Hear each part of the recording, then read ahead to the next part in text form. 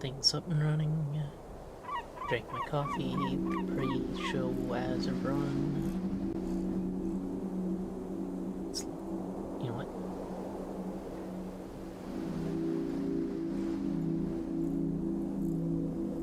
Huh. So you can run an ad as soon as 5 minutes after the previous ad break ends. Well, that's a good way to time a pre-stream intro. Interesting to know. Thank you, Twitch. The button was still active, but clicking on it showed me the cooldown. Yeah, running it twice during restream means that I have an hour and 30 minutes, it looks like. Nice. Let's hop into it. Hello. So this game is supposed to be very similar to Disco Elysium, supposedly. Esoteric Ebb. Hi, how are you doing?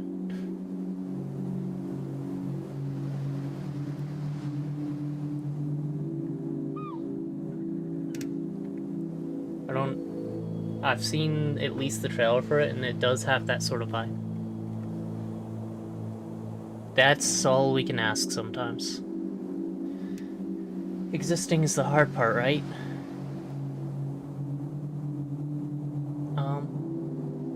So yeah, let's just hop into it. Seems to be solid, perhaps. Yeah, this is very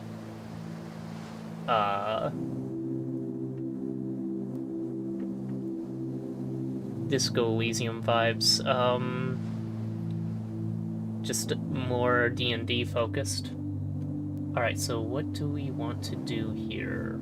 What options do we have? Get a bunch of dots. I'm guessing that's... Yeah, we can spend them on stats. Stats are...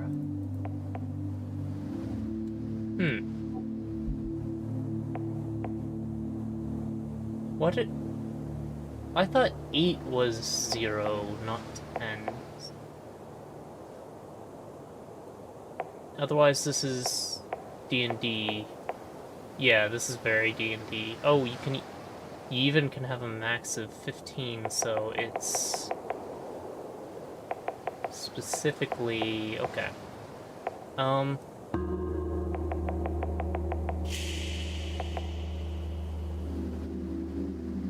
We can't have less than 8 Constitution. I'm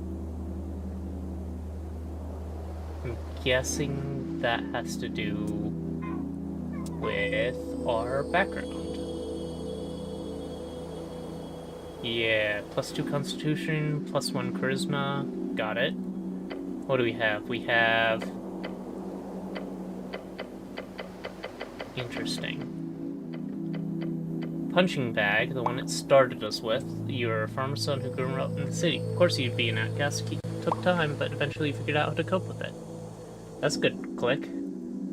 Troll killer, you don't remember it, but you know well how your father died. Sometimes it motivated you, sometimes it felt impossible to live up to. Troll killer +3 strength. That seems like it'd be pretty useful. Take out strength. I see, so this shows us lore on this game's stat system when we interact with each of them. Let's see, Chaos Kid. Mom wasn't around a lot. Just do dexterity +1 charisma. So to keep you out of trouble, she forced you to get a post-school job. You still despise the smell of newspapers. Best guild mimic mishap. apartment complex in shambles. Didn't look like normal furniture. There'd be a lot of background things, I'm guessing, based on what we're seeing here. Lore enthusiast. Spending time alone in the city, you often end up in the Darrowian library. The strange history of Jor's realm was a constant companion to you. Intelligence and wisdom. Last game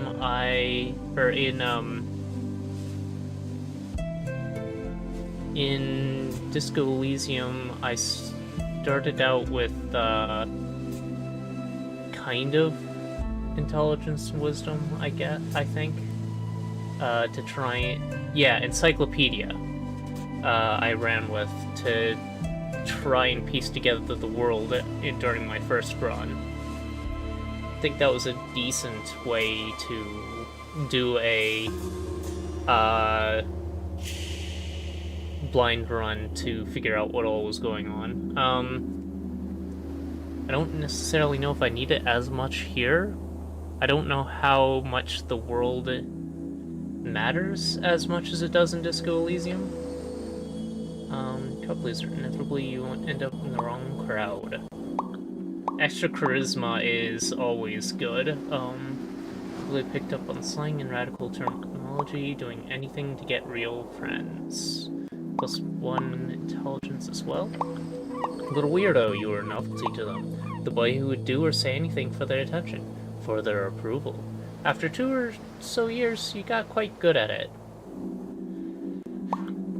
Extra charisma. As Gallist activist. Your friends soon included you to the rebellious belly of Norvik. It's danger, he spent years spreading chaos and worse. Dwarf propaganda. What? Local rally stopped by fascist landlord. The manifesto. What we learned from the hedonists.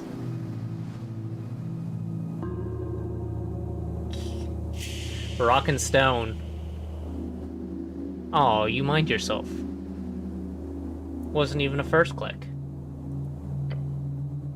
Erzgard recruit. Rock me like a stone! After your arrest, there wasn't much argument about it. 3 grueling drills and training drilled on the city code and virtues, but you survived. Where did you click? Why? Oh, you want to see what you messed up? You know what? I can do this for you. You clicked to there?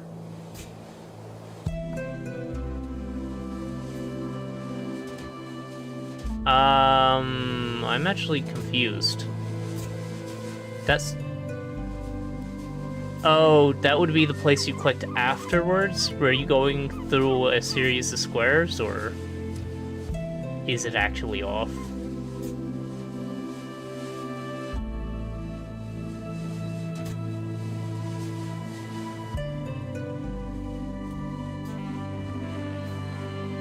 I don't know. Oh, yeah, that's fair. I'm tempted to go with that because it sounds silly. It also gives me some charisma. The extra wisdom, I'm not sure how that'll play into the game, but it might be fine. One friend, you only ever really prayed for that one thing during those lonely years. But the gods did not answer, so you learned to manage as always. +2 dexterity, +1 wisdom. Acolyte, your knack for scribing got you a promotion to clerical duties. Picked out of the ranks, you quickly showed deep devotion to your divine city. Strength and wisdom? Tower apprentice, joining the towers is an honor bestowed upon few. It's also a terrible challenge, even for you. Who would have thought lectures were so draining? Intelligence and constitution. I have a feeling there's going to be one for each of... Actually, how many are there? Is there one for each combo and +3 for each individual? It's pretty close to that. but I don't think so, because that would be 30 and 6, right?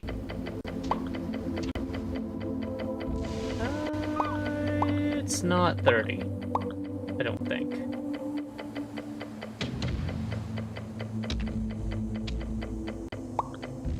Yeah.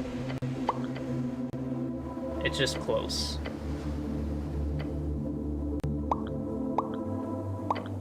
I don't know if I have to go through all these. I think my choice is...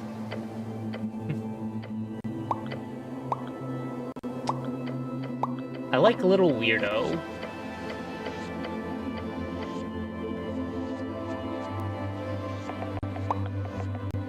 Alright, so for Charisma, which... well, yeah.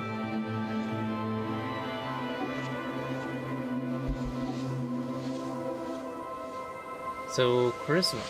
Those who believe in democracy have a wonderful view of hope. To think them capable of making rational and informed decisions devoid of personal bias and emotional conduct. It is, frankly, inspiring.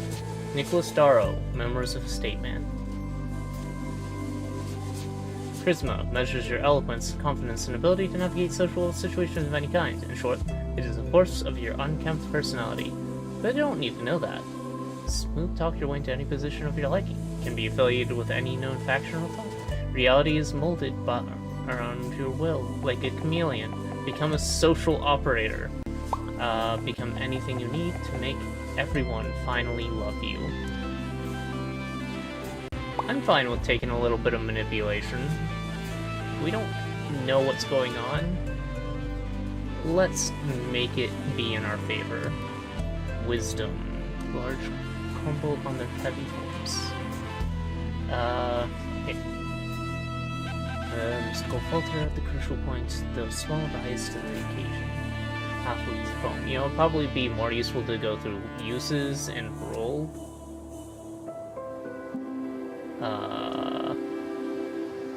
How wisdom impacts. Can't even read all the low wisdom cleric. I don't know if that's intentional. Yeah, let's finish this. Uses with high charisma, you can automatically discount suck stores. Ooh. Win every conversation, say the right thing. Say whatever gets people to like you and become a political force in nature. Be arguably sociopathic. Okay. High charisma cleric, but whatever makes him popular, was socialized as a child. Knows what to say to win favors, can actually flirt with some baddies. Alright. Loves to mind control people. Ooh, to mind control this game.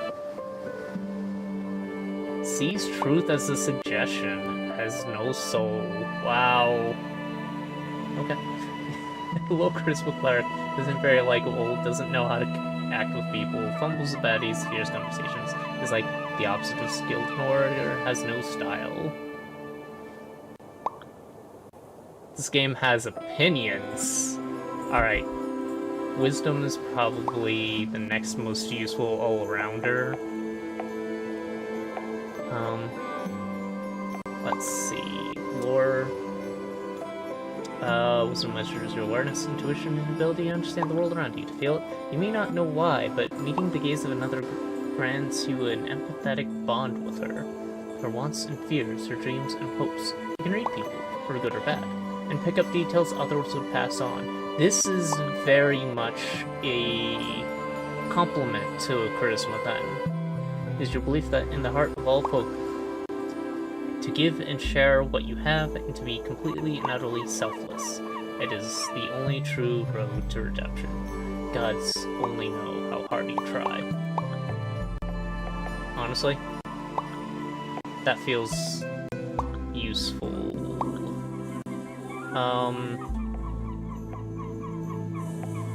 Like in D&D, there's no benefit to going to 15.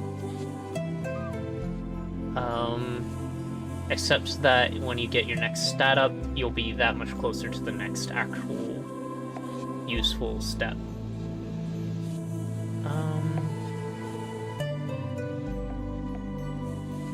I don't know. I did not mean to switch my proficiencies. I meant to click on this to get to the lore page. A glorious design. Let those who learn lead. There's merits of ability and nothing else. Lord Phileas Prax. Audiography Prax, of course. Intelligence measures your ability to recall, store, and process information. It is your logical receptacle and calculator. It is only powerful for you to own this pulsating mass within your own skull. But why? Simple. Pure, unadulterated ego. Knowledge rules the world. So too shall you one day lead the weak. Bring your genius to the masses. They do not bow. They do not deserve you. You know everything about the past. Therefore, it is only rational you will truly know the future as well. Enlighten the ignorant masses. Lets you prepare more spells. Lets you execute an actual plan. Vote for yourself. Be a genius without peers. Actually, get the wisdom uses. Oh, empower your spells. Be kind and see the folk are good in all folk. Italian hope of the Asgalian working class. There are no big bad evil guys. It's like 3 goods and one bad.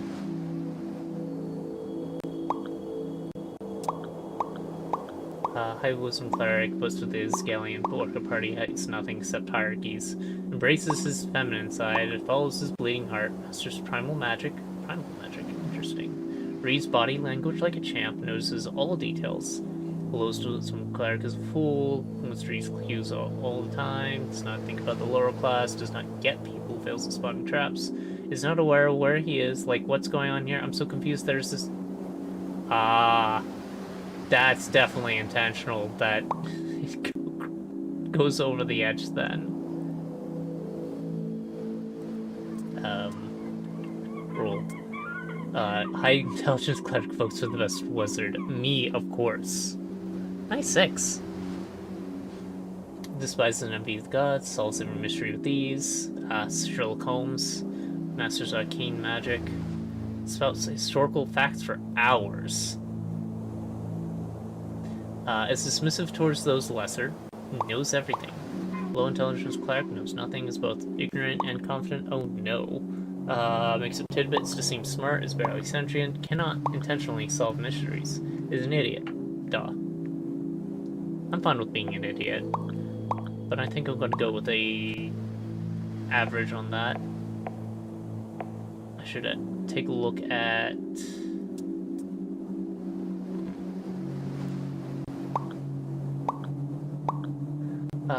Constitution, always listen to your hungry stomach. The hedonist, a blind manifesto. Constitution, measure your natural stamina, both mental and physical. It's how much you can take before going down. The world is harsh and unforgiving. It'll beat you to a pulp with words and sticks. So listen to your gut, the instinct that kicks in when you're standing at the pit.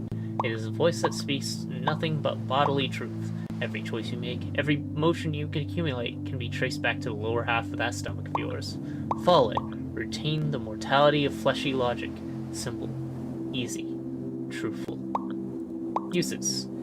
Hit points. Control your body in esoteric connection. Interesting. Your political party pulled 2% last week and you don't care. Okay, so this is also emotional fortitude. Pain is good for you. A high constitution cleric keeps forgetting there's an election. Focuses on the good things in life, is tougher than entropy. Keeps his neuroticism in check. Yeah, emotional fortitude. Nice. Talks with the spirits in the walls, listens to his guts, is already dead. What? What? Pain is a pain. A low constitution cleric will die, panics over everything, listens to his gut and is wrong, has no control of his bodily functions, can't handle the pain, has no special connection with walls.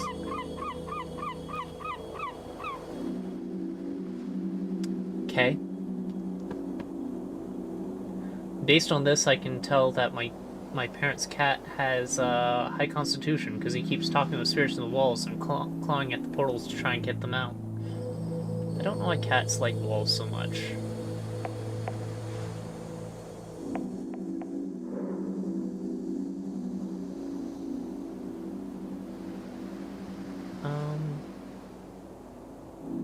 Actually, I think I like dexterity better. Let's see. It is imperative to simply explain to those people that they have the right to choose. Belief in oneself is just... wealth is built from within.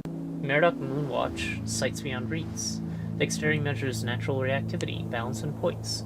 The haste with which you express a witty remark, or notice a nervous glance. Indeed.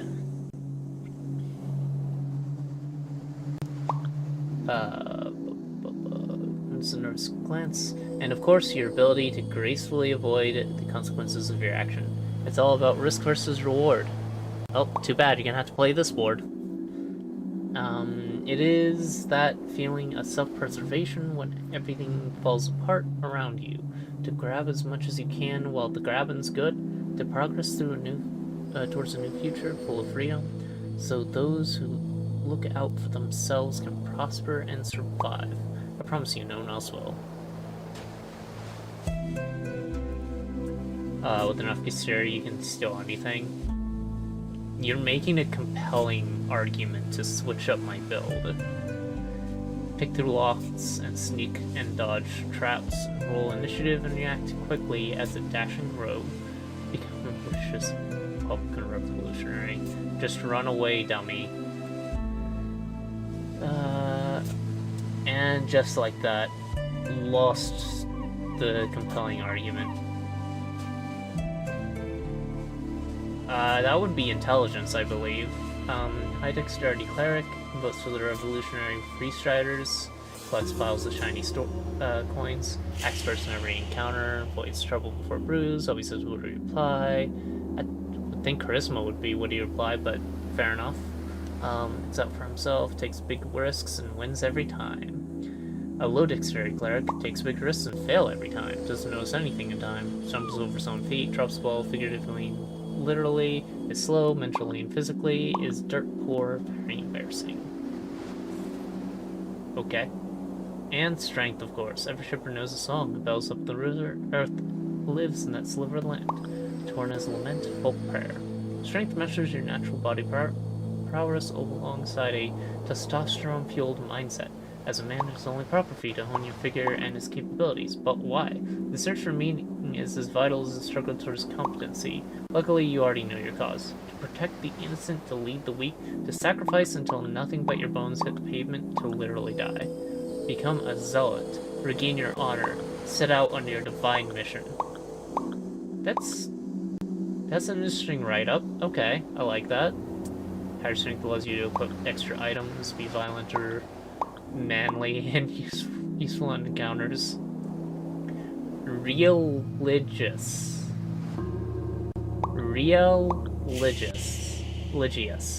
What? That's...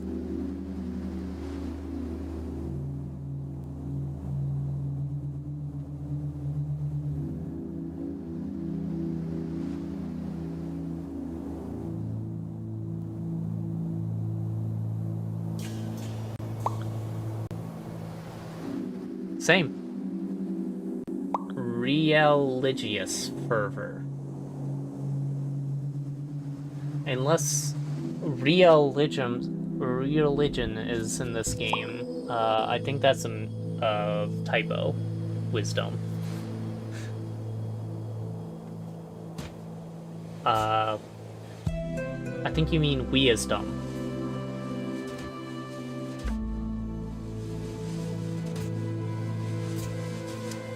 Anyway, religious fervor and aesthetic nationalism, increased manhood, a high-strength cleric opposed to the party of Norvik, prays to his dead god, uses brute force and puzzles, punches big bad evil guys in the face, wants to become a real human hero. Why real human hero? Well, his quest's as simple as... Fair. Low strength currents, weak, sniveling, or not, thousand, not even stronger, can't handle the banter, gives up when going gets tough, is afraid of women, doesn't care about the quests. Okay. Seems fine.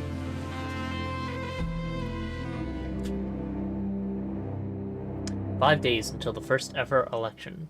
Well, an explosion erupts at the heart of the city. No one wants to deal with it, so they send you. The weakest cleric in Norvik. But with incredible conversational skills. Complete your quests in any order.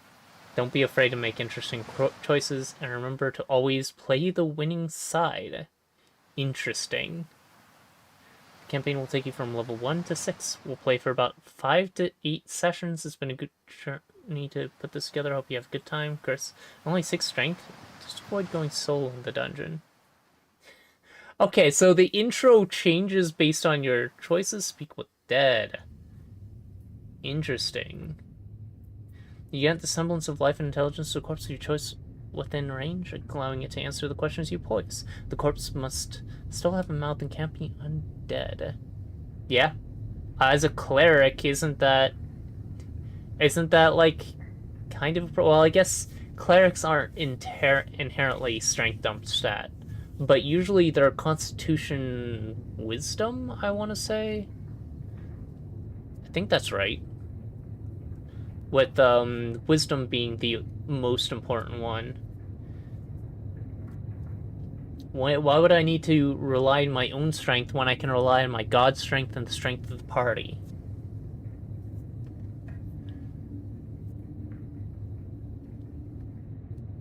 That's what the fighter's for. I'm a cleric. Cleric, unlike,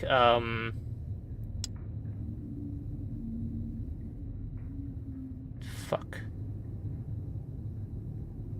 Well, cleric, strength is less important than paladin.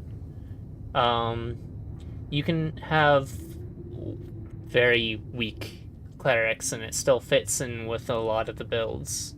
But paladins are much more on the front lines. I was trying to remember, is there like a pure spellcasting version of a cleric, since they technically are semi fighters still. But I think it just depends on how you build your cleric and what god you pray to, basically.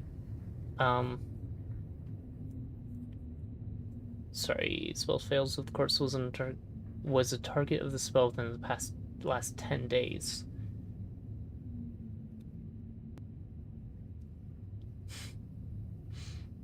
That's why I surround myself. The rogue's in the back line. He'll get attacked first if we're being ambushed. And he'll probably see it coming.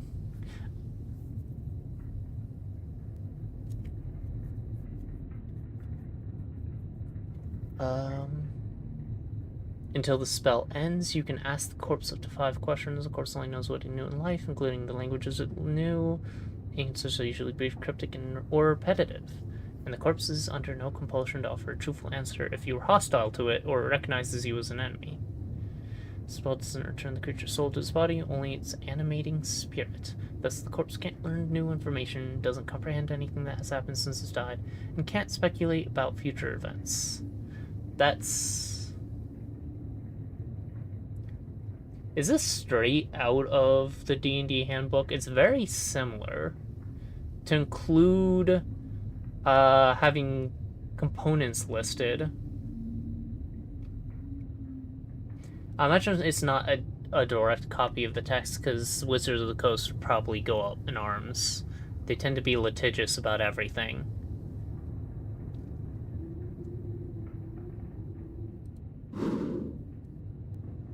It's a fairly well-crafted description of the spell, though. Dot. Jor. Truth and nothing else, a voice declares. Oh, is this the internal monologue during the coma from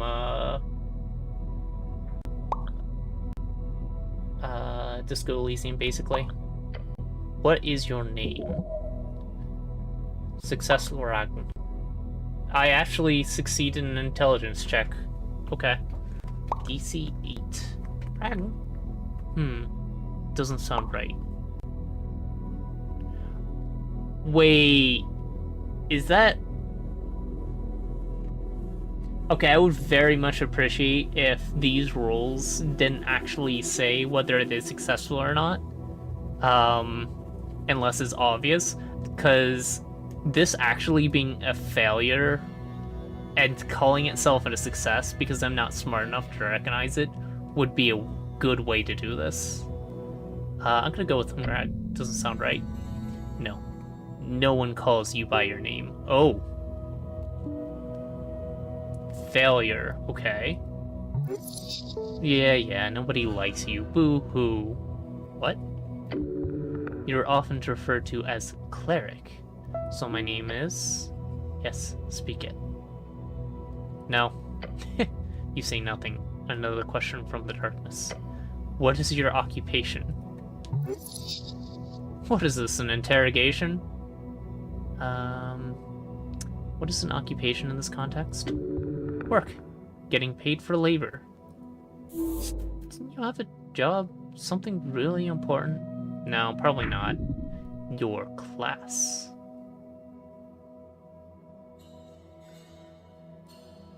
Oh. Okay. Like, okay. I'm a cleric, but let's look around. Your senses reach out into the void, a glimmer dangling far, far away. Class. What class am I? Upper class. Uh-huh. I don't think so. Not sure any answer is good here. Just go with whatever works in the moment. You're a city cleric, nothing more.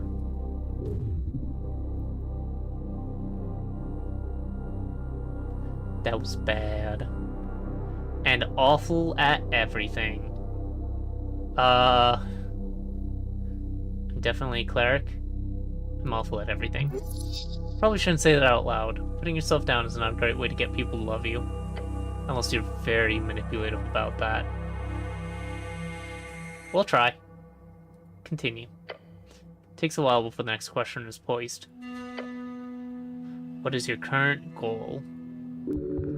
We need to stop or find out who blew up the tea shop. The tea shop? The Goblin Chieftain, she needs you. A tea shop exploded? Unfortunately, yes. That's not good. I like tea shops. They are lovely, yes. You may ruminate further on tea shops at a later date. There is a question to be answered. Your goal is? What are all these questions? This fellow wants something. No idea what, though. You should probably lie. Tell him that you're collecting taxes or something. That'd be fun. I'm a tithe collector. Yeah, that should scare him. No reply, no feedback. What is your political affiliation? The question strikes your entire consciousness, sending it spinning. This is a setup, has to be. Be careful your fellow. Vote for the Asgalists. The Freystriders, maybe? Then again, you're no revolutionary. Things just move way too fast these days. Elections. R. What? Exhausting. You know, you're absolutely correct. DC 14, jeez. It hides in the back of your skull. A fact. That you are bound to be a nationalist. That frightens you. The pressure. I don't know any of these words. Actually make political. I mean, the answer is Asgalists, but I'm gonna go with I don't know any of these words. Don't worry, it doesn't matter. Just say whatever you think will be the most useful to you. And I think you know exactly what it is. Stay silent.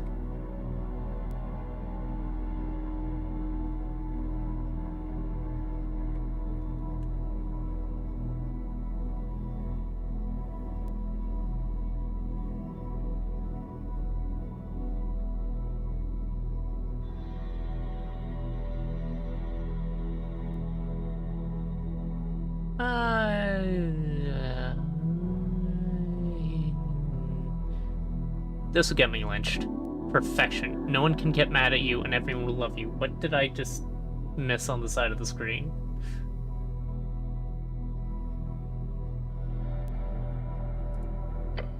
The voice is fading. This is the end. The final question. How did you die? Ooh, okay. Same way you lived. Unable to step out of the uniform, not for 1 second.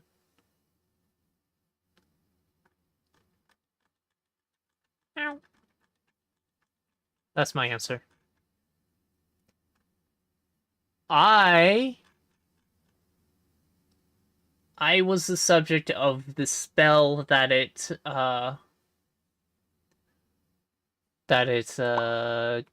listed. This person is going around asking corpses questions to see who they should resurrect. Am I getting that right? Alright, how did you die? Seem when you lived in a building uniform? Not for 1 second. Now's your chance. Break free. I fell into divinity. She took me whole. I died when he died. Stay silent until the darkness ends. I am not dead. Interesting.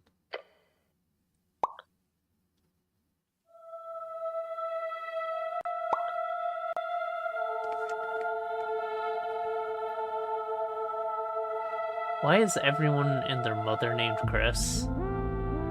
Sorry, Chris. Just... I've been going by a nickname for so long because... I mean, in elementary school there were 5 Chris's in my class, 4 at any given time.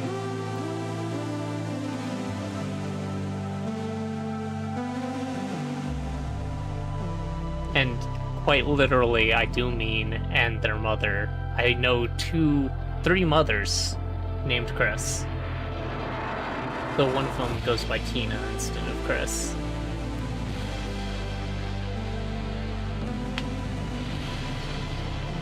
Oh, we had 2 Ryans with the exact same last name in middle school.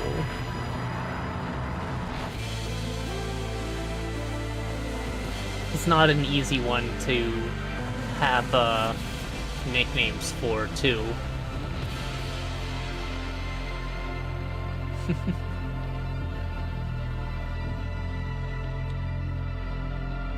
It's even worse when you have to go through that with the full last name, and then you have to remember which one has which middle name. Because they both went by Ryan.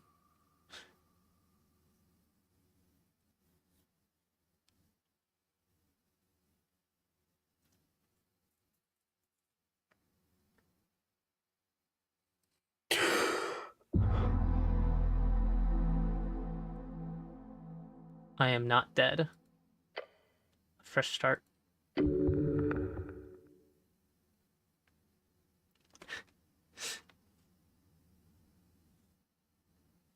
heartbeat is loud, screaming. Your body aches, as stiff as if you slept for days. Ready for the quest to continue. This is... a morgue? This is not... It's not a tomb, I don't... Well, it might be a tomb. What's around? A circular stone chamber, a storage for apples and corpses. Why apples and corpses? I'm guessing apples are offerings. But that's a lot of offerings.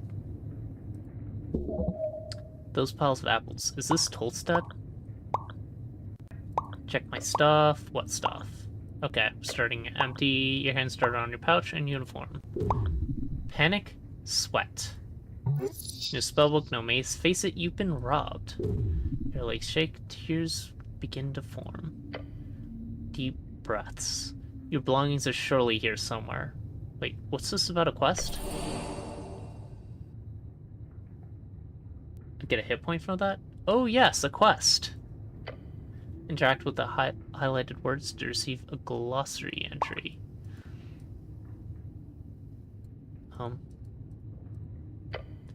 Earth.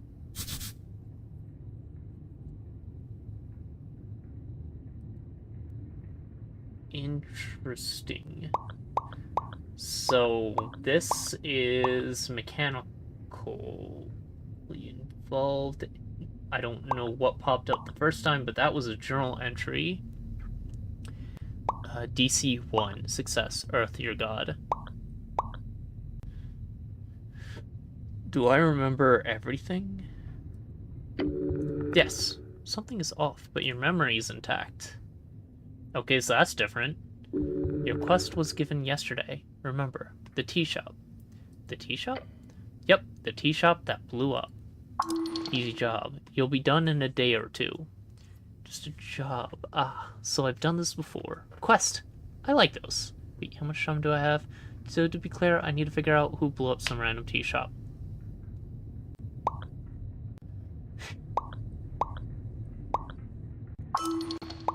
Ah, 5 experience. Well, maybe not this particular type of job.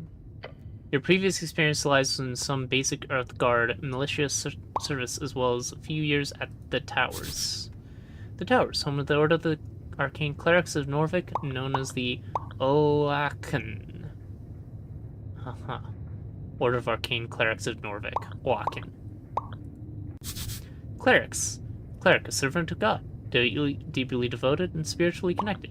Typically a divine spellcaster given power through their deity. Divine. One of the 3 pillars of magic. It is represented by sacred, the faith of all folk, their souls, and is granted by gods that once walked among us. Rogue sorcery was not your main subject, but yes, you've read a lot of these types of fire events.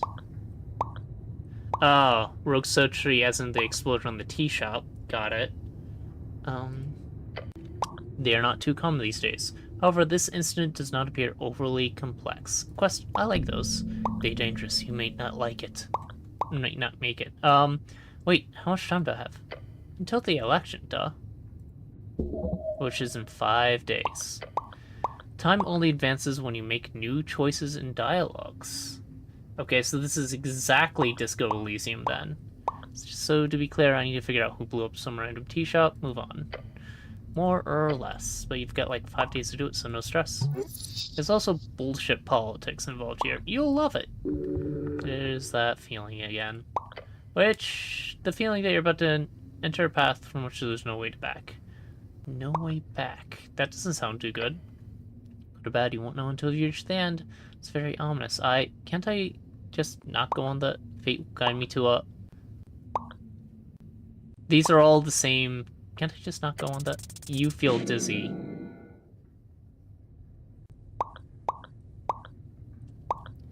Three of 7 HP. The weight of the Earth Guard uniform. A dull pain takes hold. Your body aches. Its contents rotting. You must consume an apple now. Take it easy. You might fail to getting the first two or 300 people to like you. But we've got like 500,000 other folk to fool in the city. With utmost confidence that you know eventually someone has to love you. If your stats are high or low enough, chimes will appear in your mind. Chimes will appear in your mind. They will suggest, inform, and offer unique paths. Trust them at your own risk. Love me. I'm so very confused. Okay, voices in my head. Well, let's aim for stand your presence for now. I'm so very confused. That's usually the case. One step at a time. Fine. Apple. Behold. Looks better than the ones in the pile. Can't talk to the apple. Garden apple. Mine now.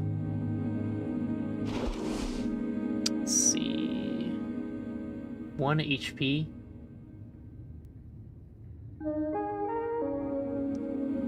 No feats. You can unlock feats by completing quest branches. So this is the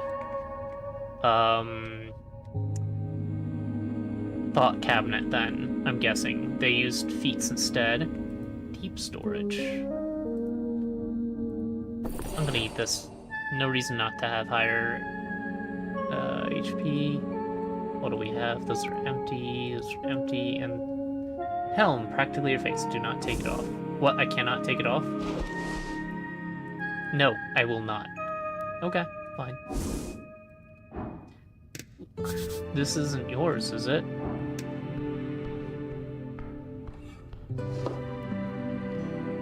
+1 dexterity, -1 charisma. Well, I'll take it anyway. I don't think I want to put it on. Cloak is sprawled on the iron slab. As you grab it, you immediately feel the dampness spreading into your gloves. Oh. It's light blue and tattered, and it was once yours. Please don't, this thing is disgusting. Bring out the water? The filthy liquid falls to the floor of the stony chamber. It smells of salt water. Huh, it is still quite wet. Weight in your hands. It is heavy. Should I wear this? No?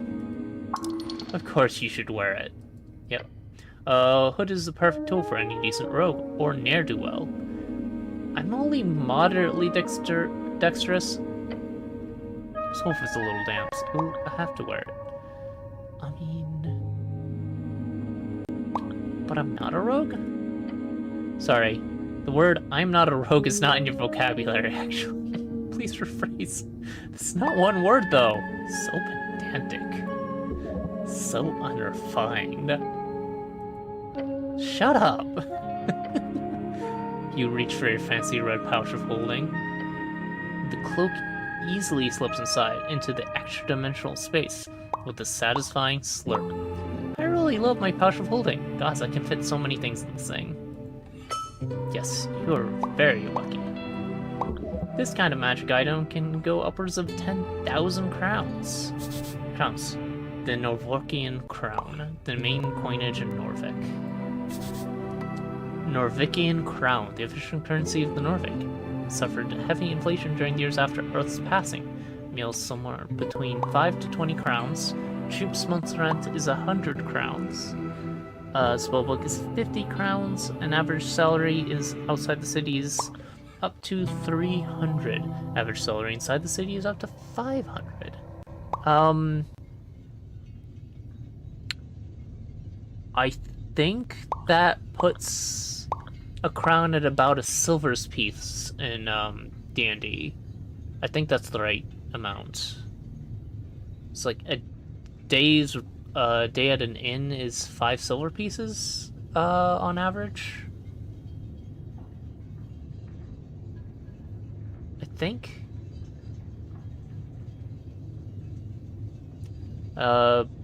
Good meal.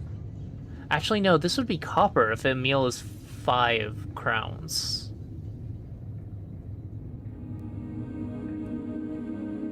I believe at you. Also, that 5 is next to only 5 spots, so all of them are marked.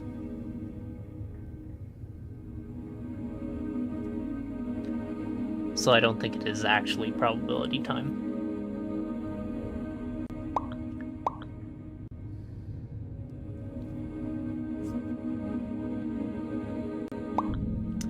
It's not yours, though, it's the city's. Oh, got to click on Earth's passing.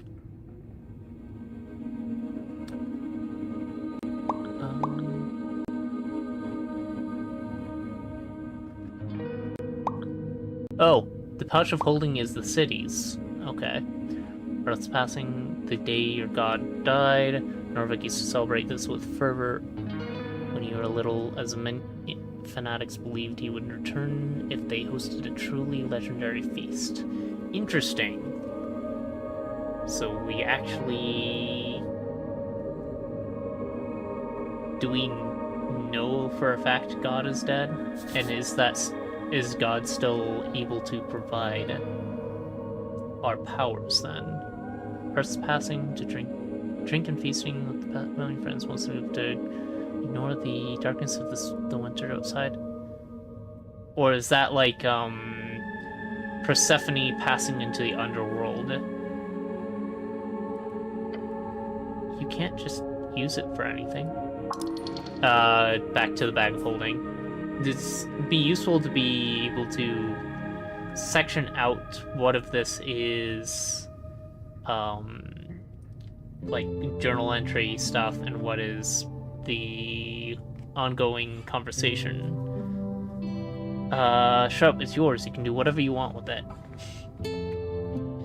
Now go put on your cloak and rob some people. Reallocate some resources. Equipping items temporarily alters your ability source. Right.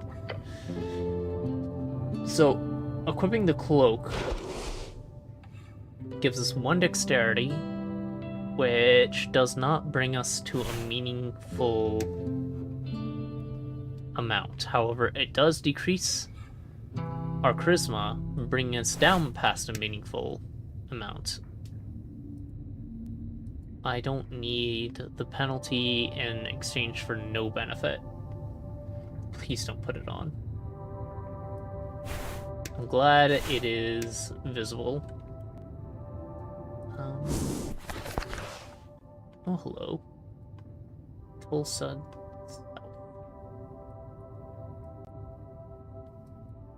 Goblin garden. So goblins are part of this culture, not external to it, I'm guessing.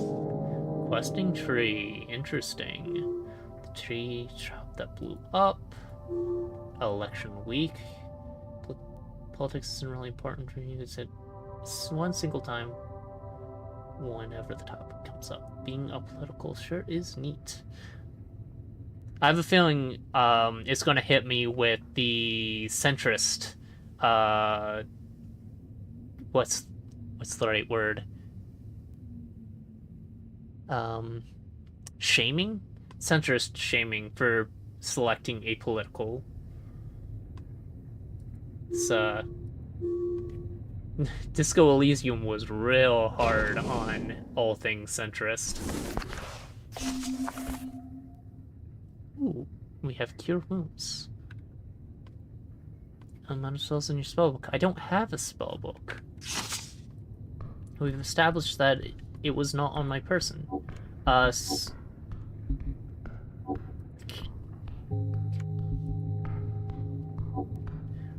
It's more that centrists explicitly get in the way of any sort of progress. And it's not wrong. Evasive leaves smells lovely. Incense.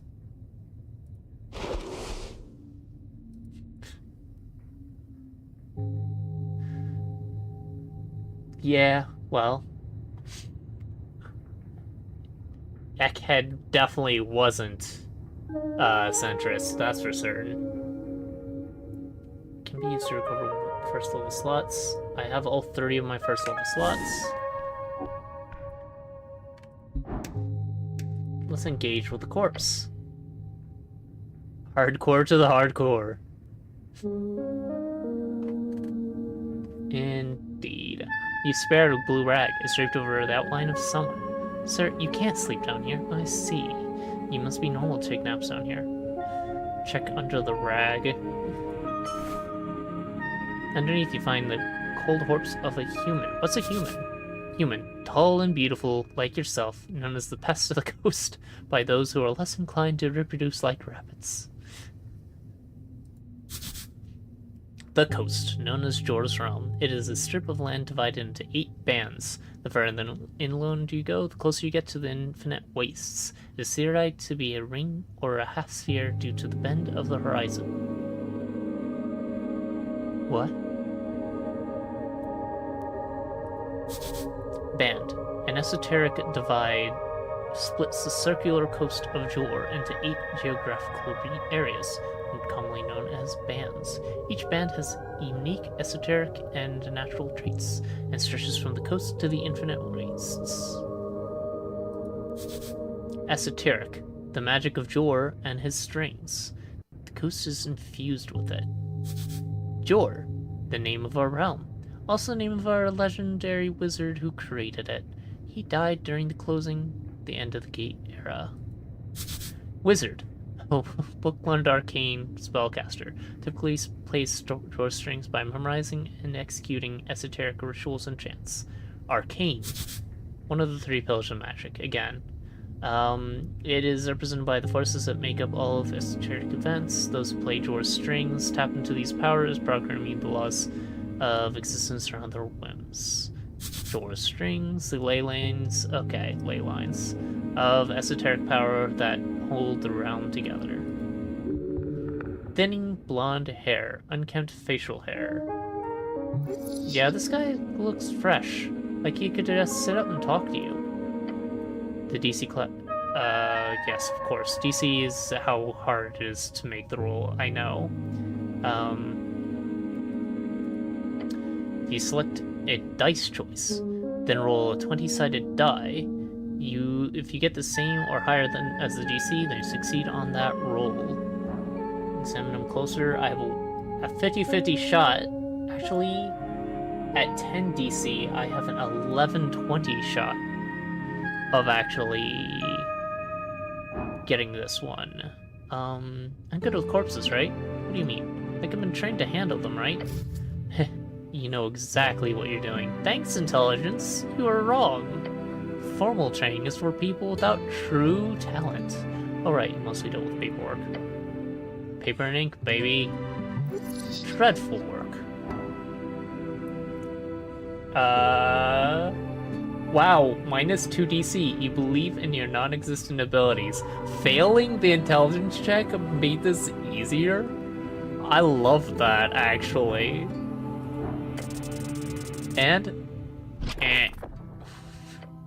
There's something strange here. We must look closer. Harsh scars over the skin.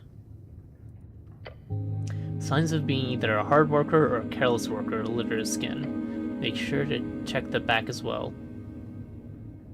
Now feel harder. The moment you touch it, black veins appear over its skin. Ooh, a feeling of impending doom comes over you, your stomach drops. Followed by a wave of pain. -7. -7. So touching the cleric immediately killed me. Or it's not cleric, the dead body. Let's... Where did my last save take place?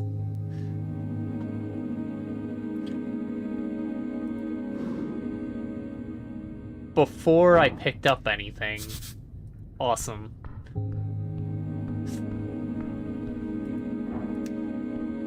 Alright. It's... No, I was trying to click on this. And... out. Let's grab my cloak. Yes, Dexterity's gonna get mad at me. Bring out the water first. Salt water, good, we got that again.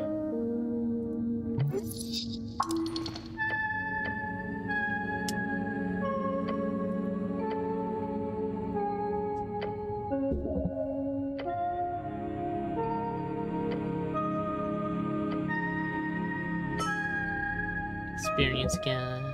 Crown of passing. That's passing. I just want these in the journal in case they become useful. It's just gonna be the same stuff again unless I fail a roll.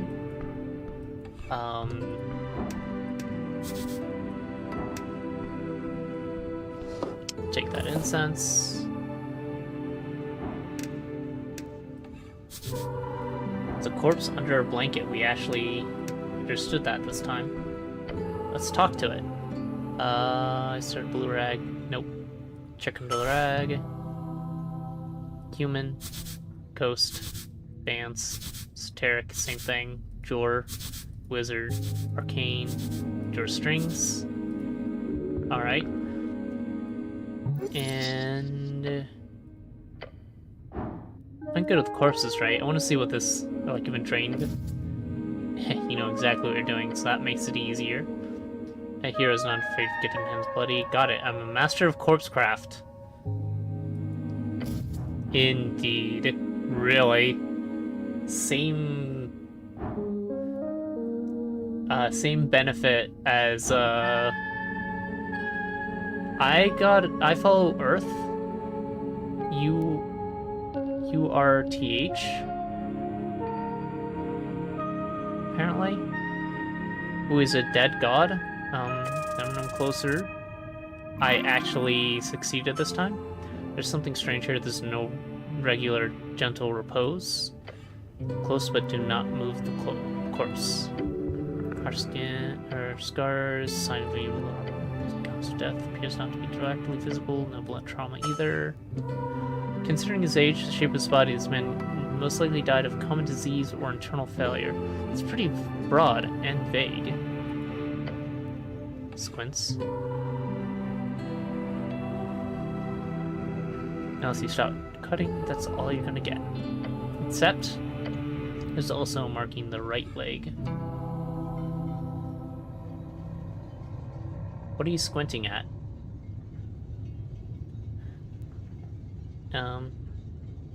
Some marking on the right leg, a circle with a cross inside it.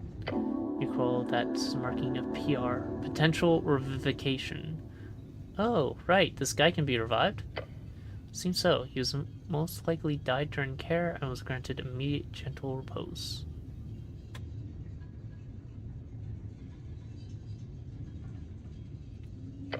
He clearly did not have an RF, a revive fund, nor did he have family members with ready cash.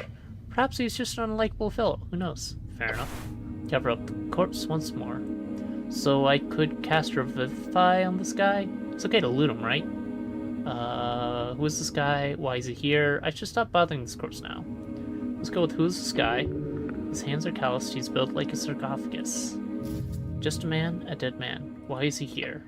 This is a morgue, a lich house, clearly. Corpses are kept on cooling in places like this before cremation or burials. Coolly. Vorgeni, slang for I understand you, my friend and or client.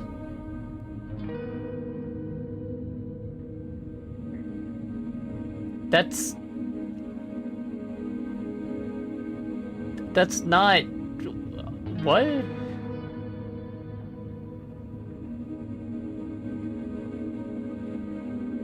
Okay, fine. It's okay to loot him, right? Yeah, why not?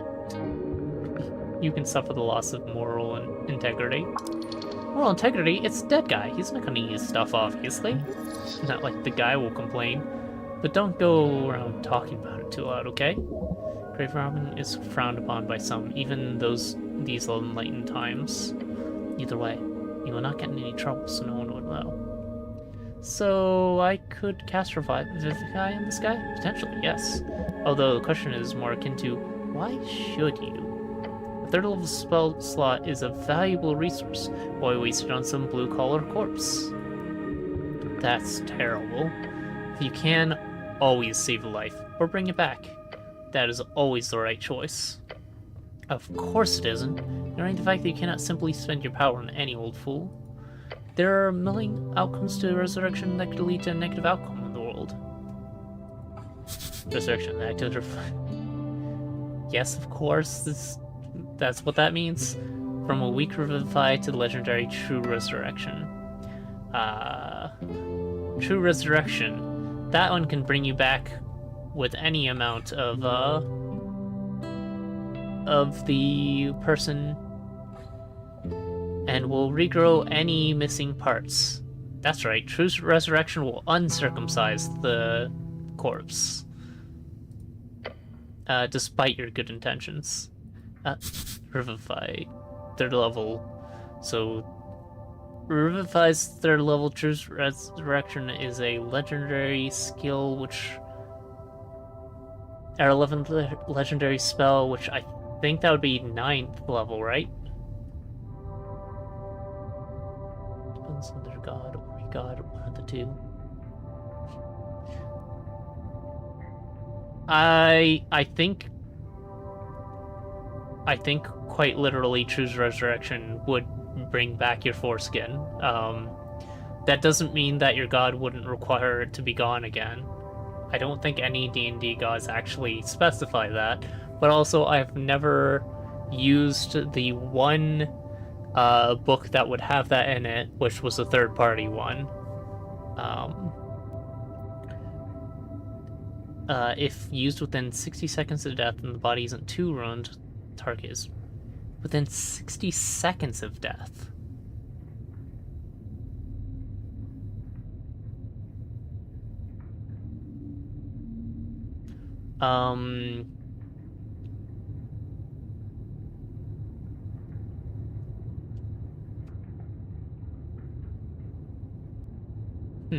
If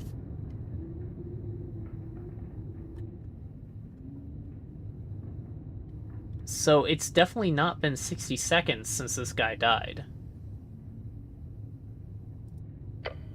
Good intentions build a better world. Also, I don't have a third level. Perhaps in your foolish alignment system, but not in reality. Okay. We're having some internal fight. Alignment. Everyone's got one. Some spells can detect it, but don't read too much into it. Alignment is just an internal thing and doesn't really have too much real-world application. Fair enough, Charisma. I should probably stop bothering this corpse. Alright, anything else around here? I mean, yes, everything up here. Trifle. Ooh, I can steal his crowns. And his apple.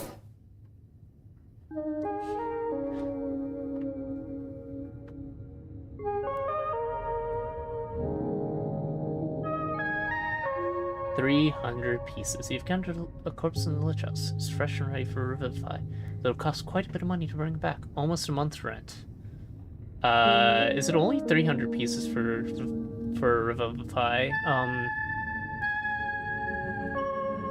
True Resurrection is 1,000 gold pieces, I believe. I don't know how much it is in this game.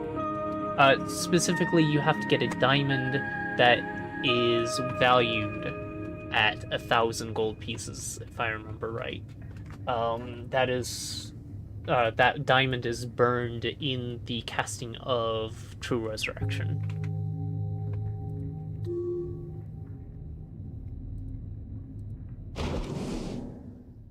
And more apple. Getting us up to full health is probably useful, although I'm guessing some things do give us HP in our interactions. Let's hold it.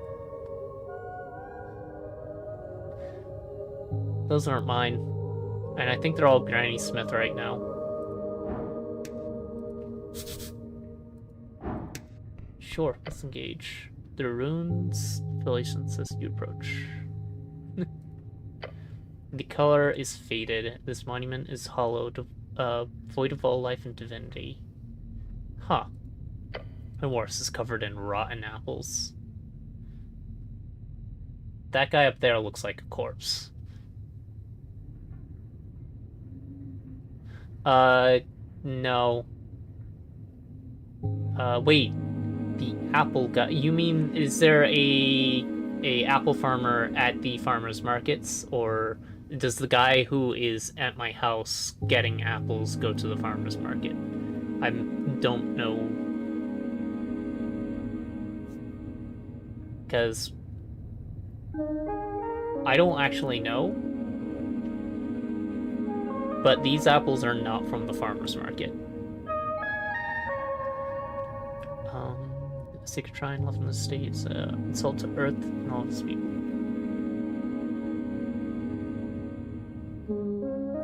I haven't seen that. I would have loved that. Growing up, we used to go to a local orchard, and they would have like so many apples around. They had like a little handbook outlining what apples are good for what and the flavor profiles. I've tried so many apples growing up. Of course, my favorite to this day is still Gala, so you can tell that I'm unrefined, because I just like the sweetest apple there is. But still, I love most apples. Not the biggest fan of Granny Smith, and I don't really care for Red Delicious, because they don't really have a flavor. I get that. I truly get that. I don't know why I don't jive with sour apples as much. I love sour, just the Red Delicious are lies. So that name predates most of the strains of apples we have, and that's why it was the juiciest and sweetest apple of the time, and now we've made so many better apples. Because the old apples were all meaty, meaty? It's not the word I'm looking for. Mealy, thank you. Or bitter and sour, like crab apples. Doesn't mean crab apples aren't delicious, they're not sweet. If you ever get a chance, there is a cidery. I think they're north of me, so you might be able to know where it is from there. They do some of the best dry ciders I've ever had. There is one they do called Wixon, that is made from, I think it's actually the Wixon crab apple. That is probably my favorite cider. I'm usually a very sweet cider person, but their ciders are absolutely fantastic, and the Wixon cider, 2 thumbs way up. You have to try it.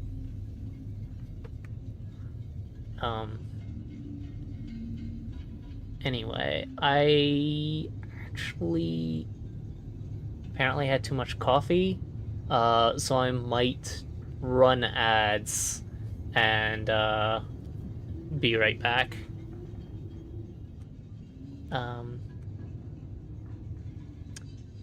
Where is my run ads button?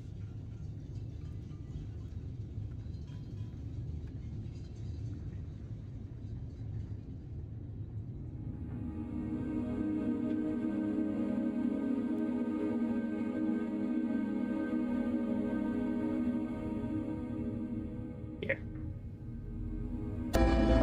Time for another break. Ads are coming. Sorry about that. Don't bother watching these. It'll The delay billionaires don't know what you need better the next than you ads at least. do. Nor do they deserve your ear or eye, as they're just going to try and monetize mass manipulation. And you get to start the ad We'll be break back in board. 3 minutes.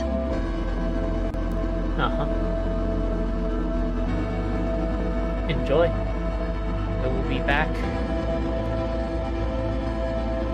Probably hours before you finish that board, because you're not going to be able to finish it in one ad break.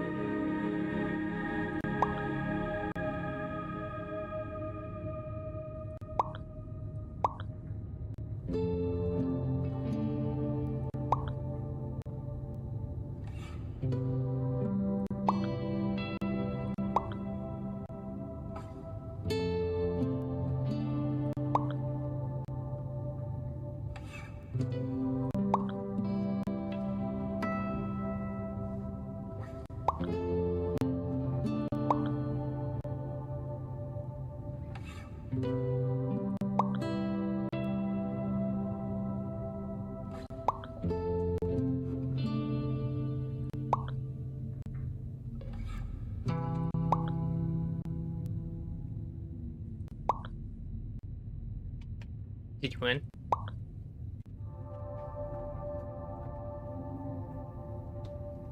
It's not a lot of board finished. Did you get an ad? For Twitch Turbo or something? Hopefully they're not showing those stupid AI ads again.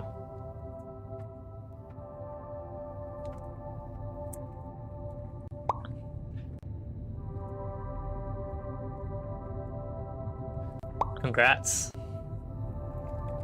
Oh, I think you missed the restart.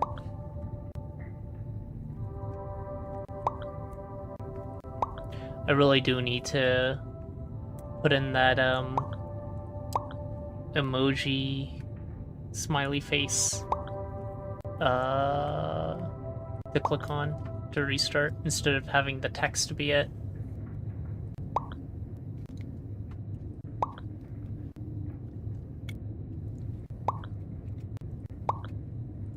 Also, I'm tired of dealing with JavaScript and HTML.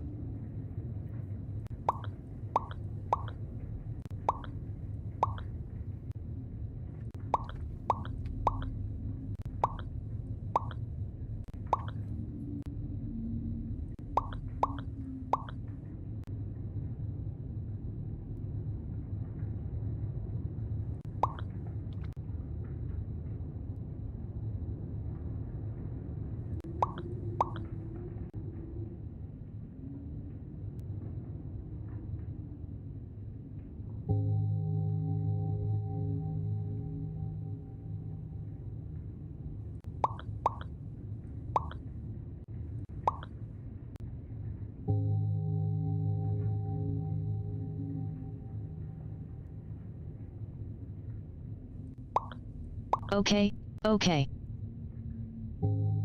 Coast is clear. Welcome back, everyone. That's not a mine.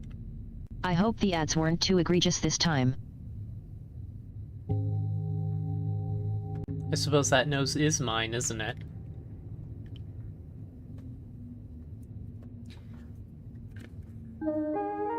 Well, you almost got started on that board.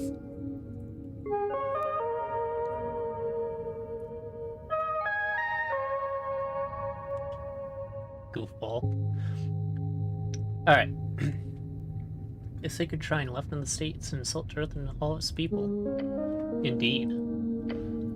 Yet you are very much aware that this is not the worst you'll see. You have to fight hard to keep Earth's dream afloat. The city is lost, but is not yet lost.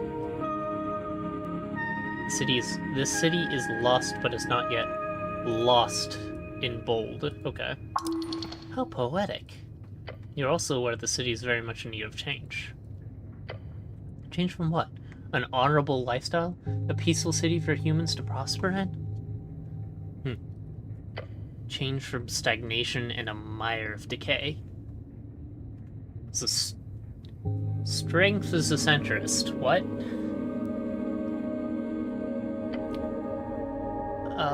Earth's crusade brought triumph. The corruption brought after his fall is due to exactly that kind of filthy rhetoric. You're certainly allowed to be wrong in your opinion there.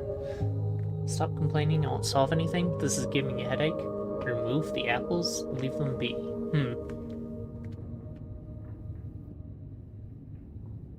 This is giving me a headache.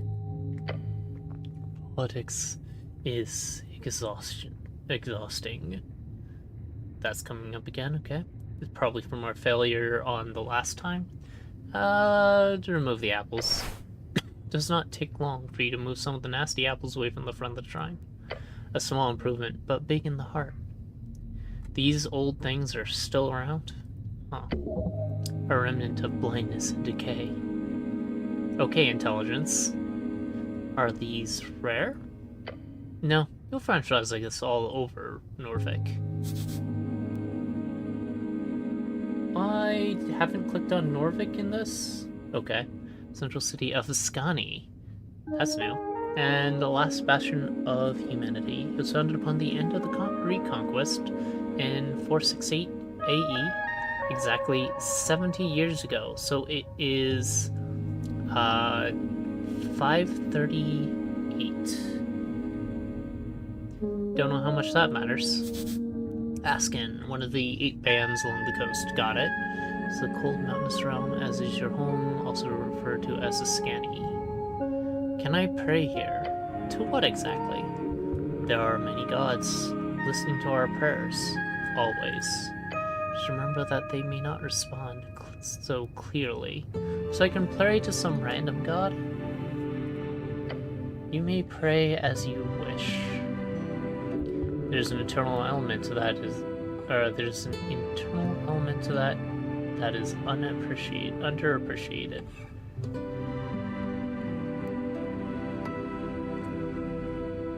Getting poked.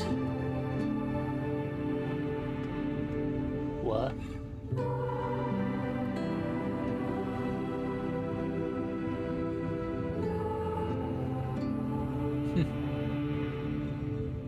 Anyway,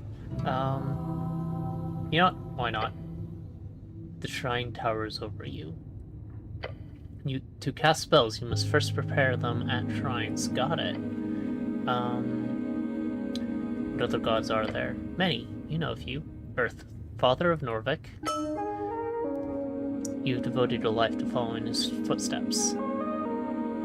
It's worth experience. Ilm the Mender. No experience. Ilm the Mender was an elven goddess, builder of an army, a cult, a way of life in Ascani. Mender, common way to refer to the Mender, the goddess that established the Ilm Empire. She was also kind of a big deal before she died last century. So, the gods literally walked on Earth in this setting. They aren't part of a separate plane of existence. Or maybe they are and they just had, what's the word? Avatars that they sent down to shape the world before they return to their plane, which is seen as dying here. And more experience. Okay, a real lady, this Mender. You've heard the stories. Beautiful. Terrifying. All the elf stereotypes rolled into one. They say a look from her could turn a man's heart until his dying breath. Though most men have a story like that, so it's probably more of a woman thing than an elf goddess thing. She would not respond even if you had something to tell her. That checks out. I'm human. She seemed... Elves are frickin' stuck up in most settings. She's mostly known as this person is that crazy witch that broke in and charmed 100 warriors back in the day. Interesting. It's a classic tale, but Earth had a nice chat with her, and everything was fine. Nice. Earth and Ilum stayed away from each other's business, officially at least. She died a couple of decades before Earth did. Nowadays, the elves are a bit more expansionistic. Yeah, go figure. Elves are usually ethnocentric. Asgul Ashmask. Interesting.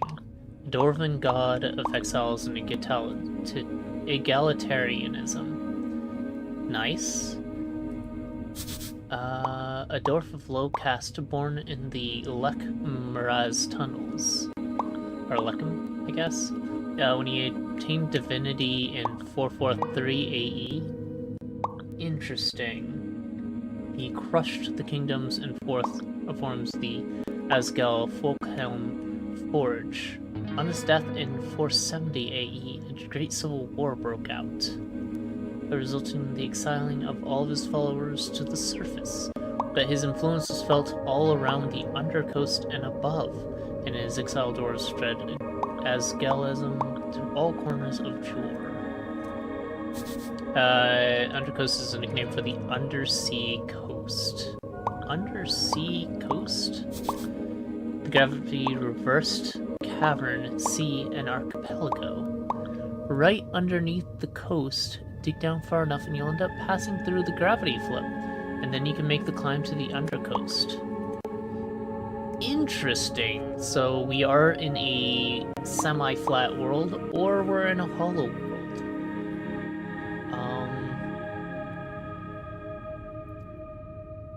That's interesting setting.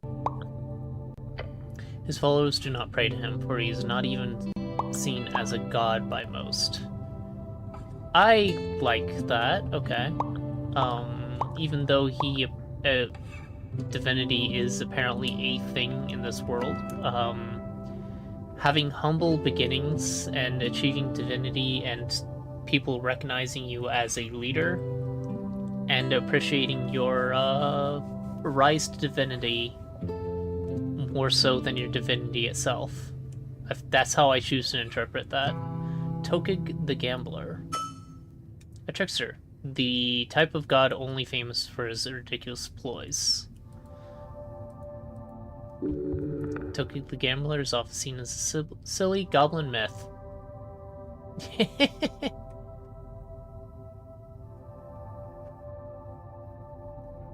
Wait, Talus, my beloved?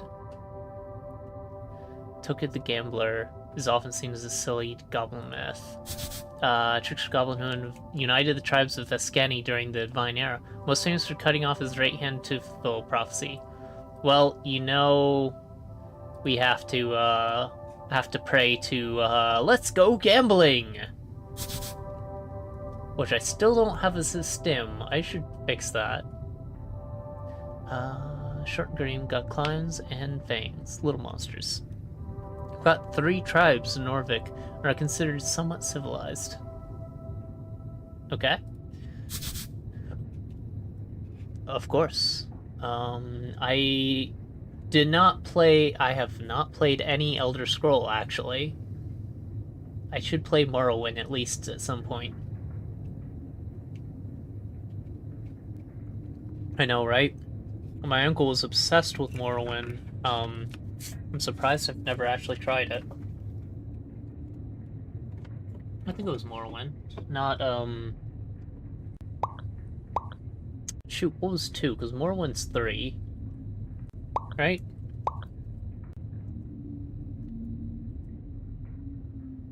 Daggerfall. No, it wasn't Daggerfall. I'm pretty sure it was Morrowind.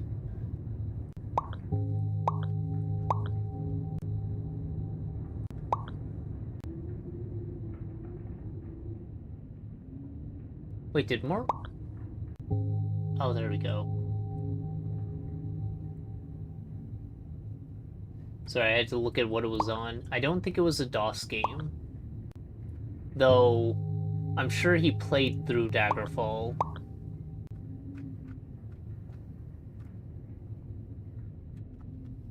Anyway. Even more surprising, in all of its 20 years of being re-released, I've never played Skyrim once.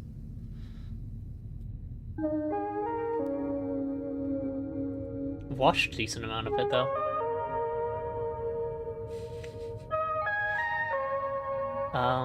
Monster, short for monstrosity, defined as a non-sentient creature born out of magical means, often by combining various natural beasts, or from curses, or from esoteric events.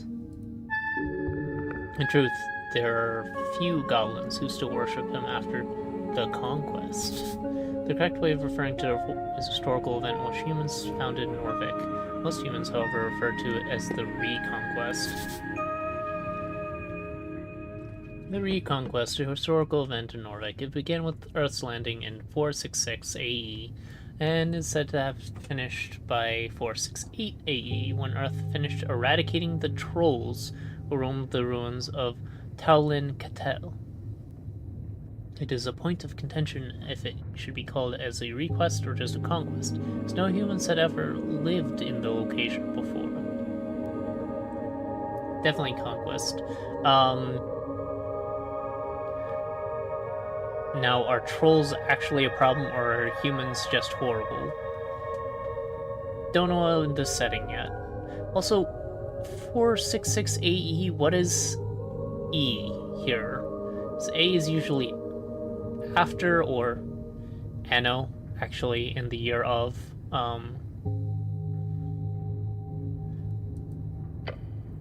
Praying to Tokig would, if you, for some reason, would get a response, only result in the exact opposite of whatever you wanted. And? I'm done. So you are.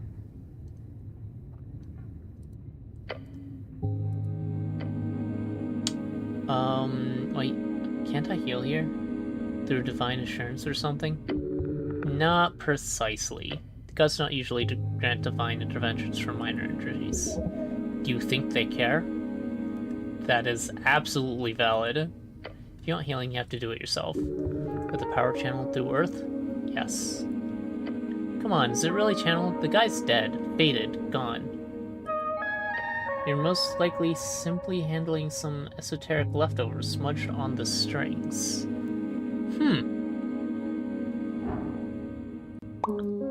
Oh. Okay. I removed the apples, that made it easier, but it would have been a DC 16 check. I have +4, so that makes this a 9 or higher. Yeah, why not? Nice. You focus your eye on the Earth's symbol, his red eye, and you remember. Chant. Watch upon me, Earth, shepherd of his folk. Yeah. Well, I would have exactly passed without moving the apples.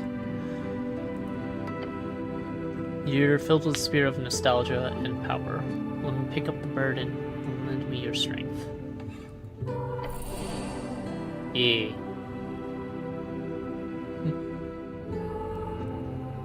This is it. This is prayer of healing. Yes, indeed. Sadly, you're unable to cast second-level spells at this time, but it won't be a long time until you do. So, interesting. How do I access my journal and such? So I apparently just learned Prayer of Healing from doing that, which is a second-level spell. I normally have Cure Minor Wounds, and that's it. That was, shoot. 7 HP, I think it was. Anyway, what are the gods do there? Prepare spells into the gods. Pray, prepare spells. Let's go with pray. Staring at the chiseled monument, you focus your mind. Take a deep breath and begin your prayer. And tranquility. Contemplate the tea shop. Contemplate the election. Can I return here when I've done more things to think about? Tea shop. Mind go to the basics of what you know. Tea shop was destroyed in the middle of the day. Minor injuries were reported. Your goal is to enter the tea shop and investigate it properly. That is it. Contemplate the election. The first election. Your vote won't matter. Your vote will be the most unimportant of all.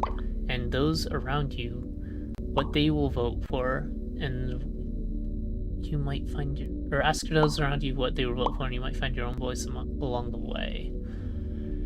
Can I return here when I have more things to think about? Always. Finish your prayer. You do so. Okay. This is a place to collect thoughts. Let's prepare our spells. Prepared spells. I only have Cure Wounds. Oh, it's not Cure Light Wounds, it's just Cure Wounds. Creature you touch gains the number of hit points equal to 1d8 plus your Wisdom ability modifier. The spell has no effect on undead or constructs. Prayer of Healing. Second level evocation. 10 minutes. As opposed to 1 bonus. Range 30 feet. Instantaneous after the 10 minutes. Up to 6 creatures of your choice that you can see within your range regain hit points equal to 2d8 plus your spellcasting ability modifier. Shoot, my spellcasting ability modifier is 2.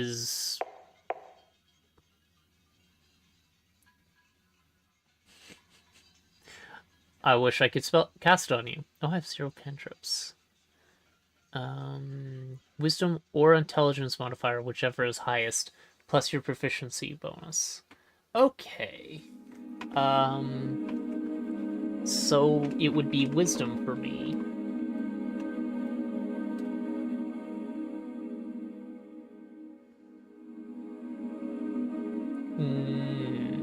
That amount you can prepare is based on intelligence modifier, but this DC is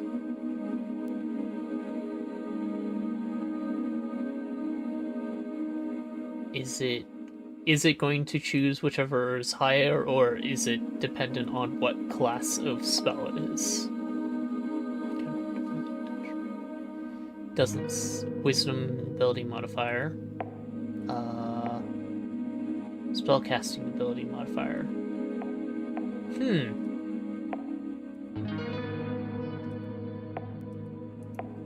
It's different.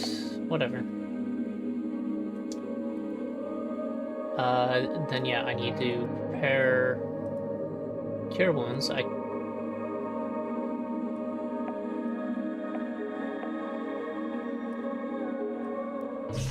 And that's all I can. Divine Scripture where it does not belong. Shield of Faith. Memorized Shield of Faith. I should prepare that. What does it do? First level Appreciation. 1 bonus action Divine, 60 feet. Oh, wait. Will that be consumed when used? In which case I wouldn't have the materials left afterwards. Verbal, somatic, and material components. Concentration up to 1 hour. Shimmering field appears and surrounds you, protecting you from damage for the duration. Any loss of hit points is reduced by 1. That's a good effect.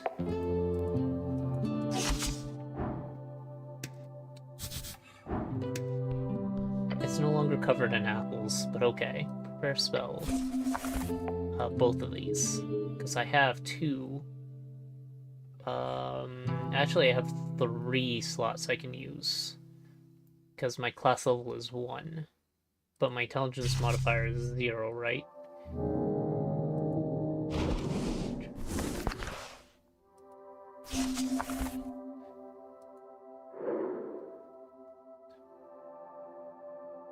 Yeah. 0. Alright. I can have up to 3 spells. You've yet to find another. Pile of apples. Any good ones near? A great mountain of apples.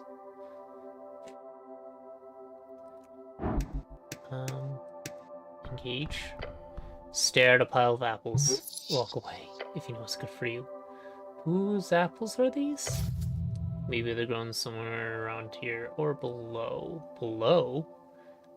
Well, should these be stored alongside corpses? No, it's a health hazard. Of course not, it's nasty. Could I eat through this pile of apples? You could certainly try. You are not capable of carrying such a tremendous burden. It would lead to death. Probably, but you failed. Please don't, you're not the apple boy anymore. What? Ability checks. Roll a d12, 20 with your modifiers to get a unique outcome. DC.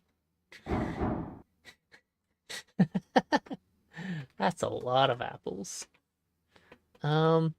Yes. Beware. Remove the bad apples first.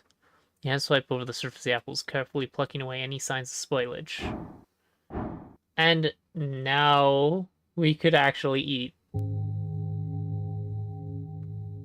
DC 7, I have to get an 8 or higher. This is a bad idea. Ignore the thought? No. You look upon its challenge with determination. Your stomach is empty. Honestly? Digging the first apple goes right down the hatch. Smooth so far. Another one! Number 2 goes well. You chew it in peace.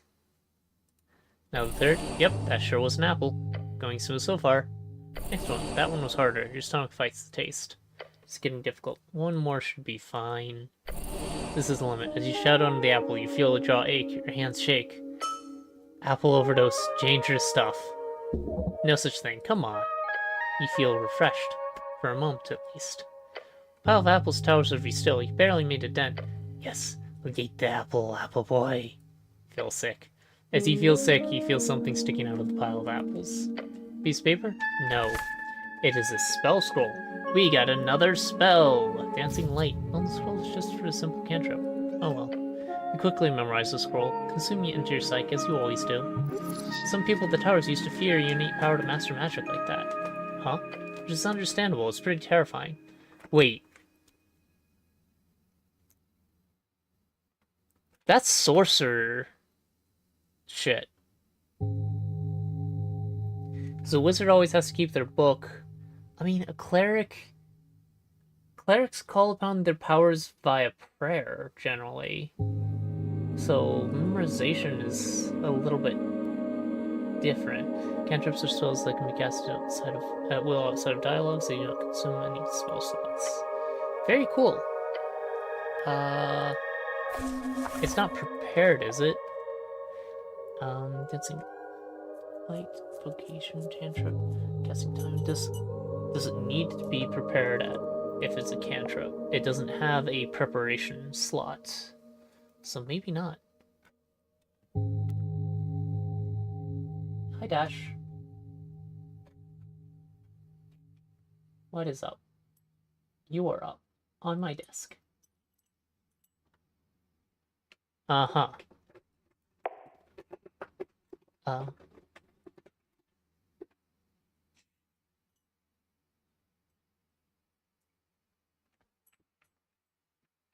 I'm guessing you're very good at kick the can.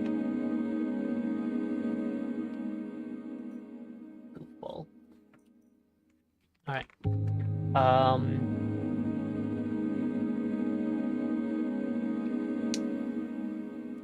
You can torch lantern glowing over the hubs in the air of the region. Okay, so this is just for dark areas. But also, it's free to cast, right? It's a cantrip, so I can just be like... How does one cast a spell in this game?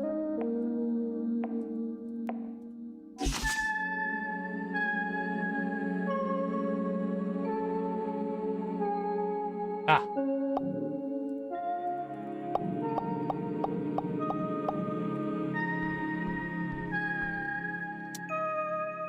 Short rest. Got it. Behold, a very important piece of paper. It's mine now. Voting card. Wait. -1 intelligence. A scuffed voting card made out to Ragged Hemlin from the Dwarven office, and for some reason, and someone has checked in all 5 parties on the list. You need to bring this to a polling place on election day if your voice is to be heard. Aha! Alright, so the 5 selections, they're just parties. They don't list who the person in the party is.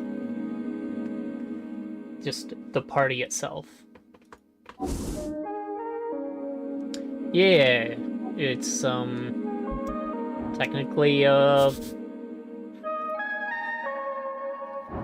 technically a fairer system than the one we have. Another garden apple. Well, I don't need any health anymore, so let's talk to this dude. Oh, it's a zombie.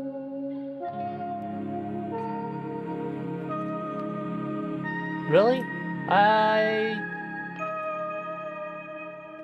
I'm a little surprised. You should have asked. I would have invited you to a bunch of parties. If you were interested. You approach a shambling man by the apple pile. He does not acknowledge your presence. Greetings, citizen. Glancing under his hood, you catch a blank expression spread upon a dry face. What is your name, sir? He does not even look to or turn to look at you. Identify yourself, citizen. His glassy dark eyes just stand forward into nothing. This is an reanimated corpse. Sir, are you a member of the undead? He does not respond. Not even a groan. How disappointing. What is he doing? The zombie is attempting to clear a path through the apple pile. He has probably been at it for a long time. I found this voting card over there. Is it yours?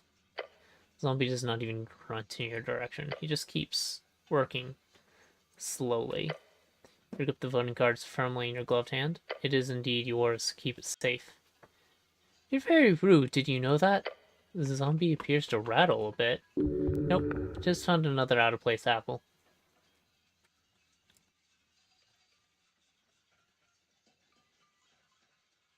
We need to establish an Asgalian government. It's the only way for us average peasants to not fall back into the oppression of feudalism, or worse, magnocracy. A government with heart. The zombie just keeps moving apples. The social democratic motto of the dwarves is ingenious. Just balanced enough to work with our human dwarven majority populace. True working class revolution is clearly needed. Cooperative ownership of guilds is the first step, just like Earth established with the Norvikian collectivized, yes, agriculture. As long as we don't collapse like the original Asgalian Underhost state did, or the Vizca kingdoms, or the three wings of the Divini Torum, or the...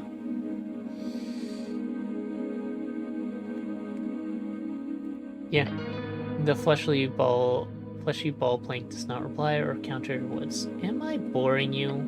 Zombie careful places another apple at the top of the pile. He does not have an opinion of any kind. Should I defeat this zombie? He's not harming anyone. That'd be pretty scary.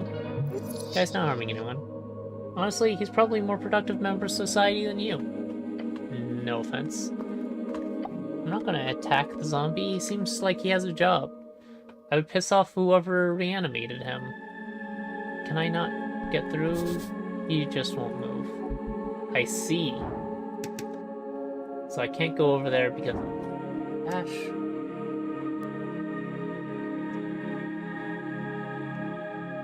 Nope, nope. You don't get to throw things off my desk. You get to sit in my lap.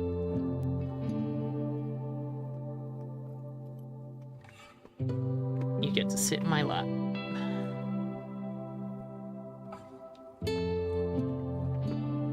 You're mine now.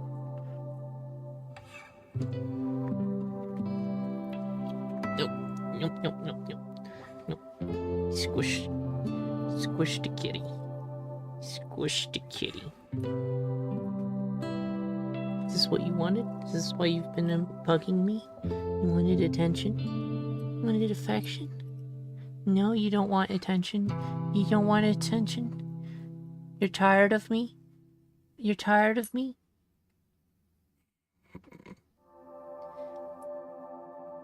And you're trying to slide off my lap now? It's not a good direction to slide in. I'm sure you can tell. Ooh.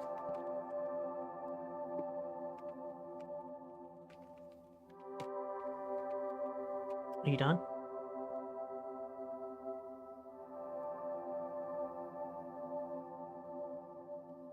What are you looking for?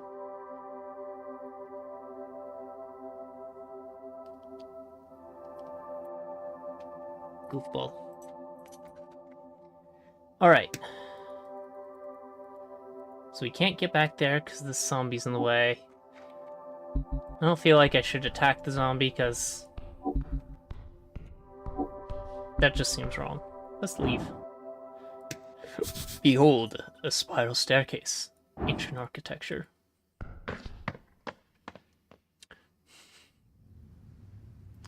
Okay. Yeah, this is probably the guy who reanimates the corpse. Good morning, cleric. He might have also reanimated me. An empty pot.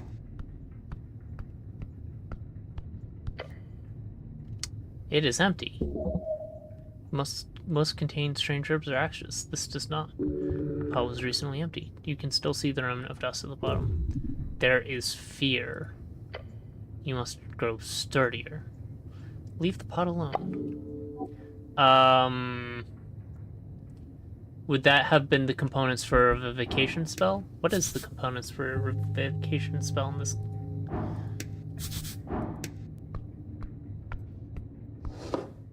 Swamp extract.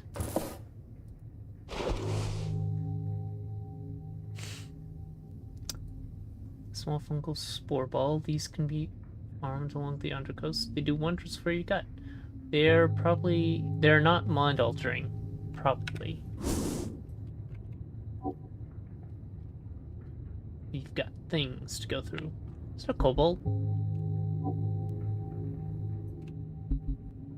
With a crossbow? Your fate one day.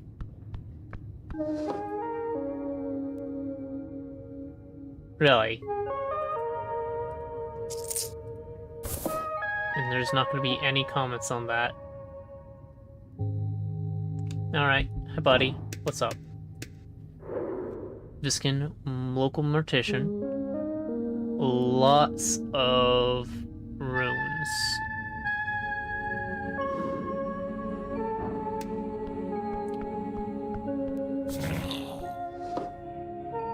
I see.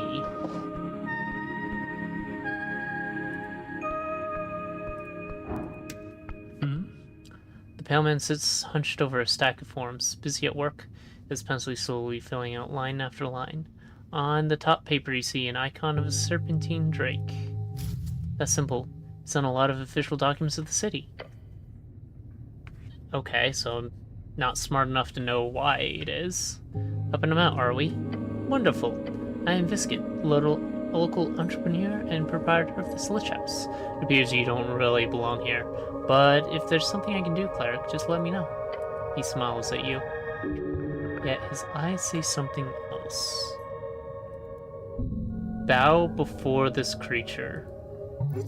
His smile causes you to stir a deep feeling of unease, as if he's not. It's as if it is almost there, just not quite. Look around the room, dimly lit and damp, the musky stench lingering in the air. You see books and flasks, and stone altars upon the circular chamber. There are several corpses present. Did you save my life? He puts down his pen. Your life is your own. You owe me nothing.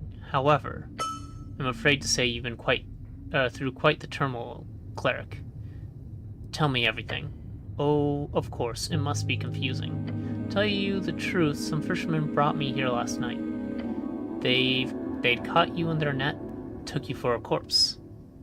I missed what was going on over there again.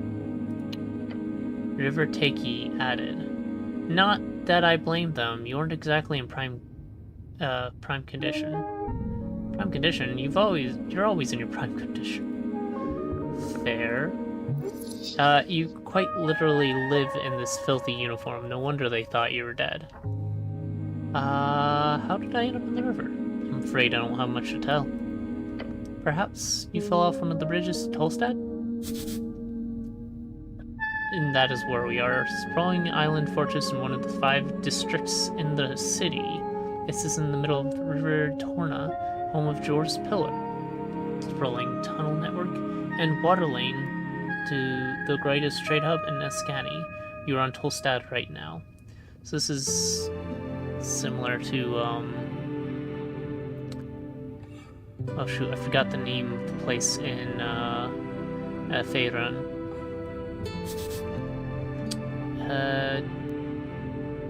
I should know, because that's where the last D&D game I took place in. Whatever. Largest trade point in Norvik, lived in the Master Tunnel, piercing the center of Tolstad, is so-called marvel of Dwarven engineering. It is the reason so many people commute to Tolstad over the many bridges, considered as one of the great crafted wonders of the world. There are 7 bridges over the River Torna connecting Holstad to the rest of the city. Sounds like the start of a great drinking story. The I woke up in a lich house tale. You don't have a lot of those, so that's good. I would never fall. It must have been an assassination attempt. It must have slipped. Happens all the time. Perhaps there's an esoteric explanation to this. Assassination attempt. How awful. His uncaring tone speaks against his words. Who are these fishermen? Where can I find these fishermen? So I'm in fact alive. The pale man stops for a moment. He looks you up and down. Yes, I believe you are. Fair enough, Mortician, you would know. Who were these fishermen? River Guilders, I believe. They did not look like poachers, so my guess would be that. Where can I find these fishermen? Probably at the guild. He ponders your question. I did not ask for names, sorry to say. Perhaps Water Lane? It's just a guess. Good guess, lots of boaters hang out there. Either that or the local tavern. How do we find them? I have some other questions, I think. Do you now? Ooh, that is a...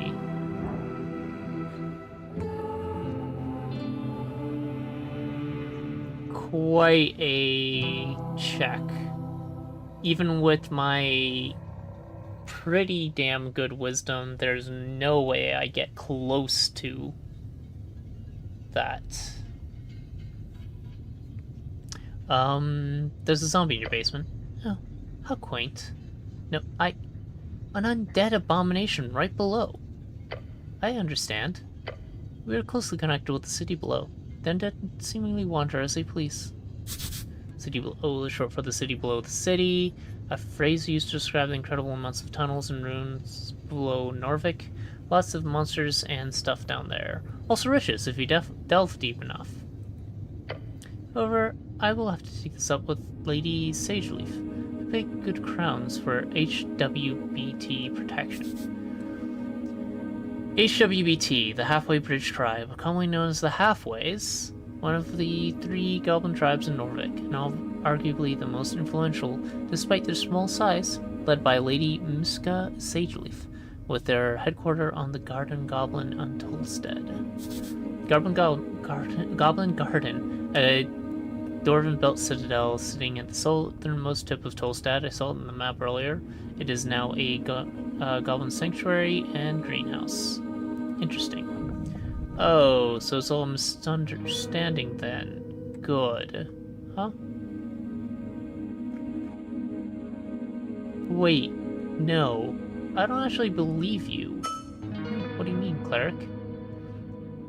You're a criminal harboring zombie workers. You need to be punished. The zombie is clearly working for you. That is illegal. I greatly apologize for putting you in this situation. It is my neglect that led to this undead creature entering the tower. I'll make sure to tighten up security in the future. No, this isn't... Ost. We'll do a clean sweep of the basement this evening. Get ready. Ost, Chief of Security. Goblin gives a screeched yell. Yes, Master. Also, make sure to report this both to the HWBT and the militia. So he's definitely a necromancer. He won't get a word in. Amazing. You're clearly doing something shady here, so... Of course, I'll be sure to ask for a thorough inspection by the PCG. Pest Control Guild. One of the oldest guilds in Norvik. They're supposed to keep monsters at bay and clean up any unwanted critters across the city. These days, they are so bogged in requests from citizens and the city that they usually have backlogs for months. If there's anything upcoming about my business here, it will be uncovered and unveiled. Holy shit, he just keeps going. Thank you very much for your service, cleric. It's because of great men like you that the city still stands. I'm sure a good word to your patriarch will assure a promotion of some kind as well, especially with this great work you're doing in the tea shop. This Patriarch, a top clerical rank in Norvik, different from Lord Patriarch, which is the traditional administrative lead of the city. Only about a dozen men currently hold the rank. They manage a section of clerics each at the towers. Lord Patriarch, the commander of city forces and top cleric beneath Earth. Titles appointed by Earth. Currently, Lord Akasem holds the title, having led the city for the last 30 years. He's a withdrawn leader over 80 years of age and has put most powers in the hands of the magistrates. Magistrates. 5 roles of the 5 districts: the Coinhold, Homehold Lord, Shield Lord, Void Lord, and Law Lord. It's just a unique role in the city's bureaucracy. Sometimes the titles switch between the districts, but generally the housing districts holds the Home Lord, and the Palace holds the Law Lord. The Palace, an official nickname for the current rulers of Norvig, named after the Palace District, which most central authority resides. Palace District, one of the 5 districts in Norvig, home of the aristocrats, bureaucrats, and the remnants of Earth's court. Okay, we're back to the conversation. He's going in circles around you. It's time to step in.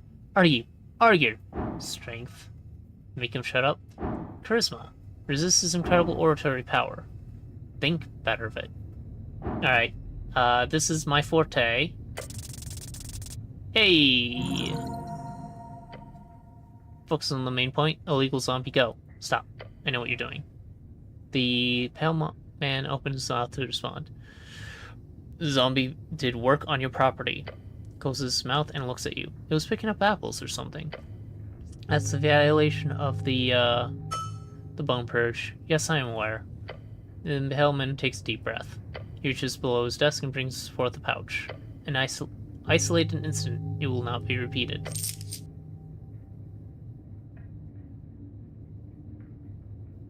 How corrupt am I? This feels like a bribe. Score. This 25 crowns. That's it's like 1 good meal.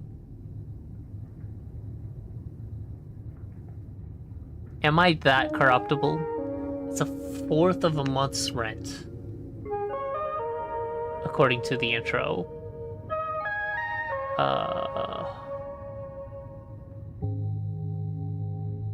Ooh.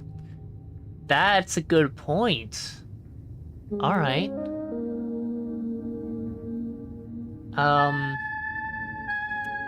This is a bribe, isn't it? Of course not, cleric.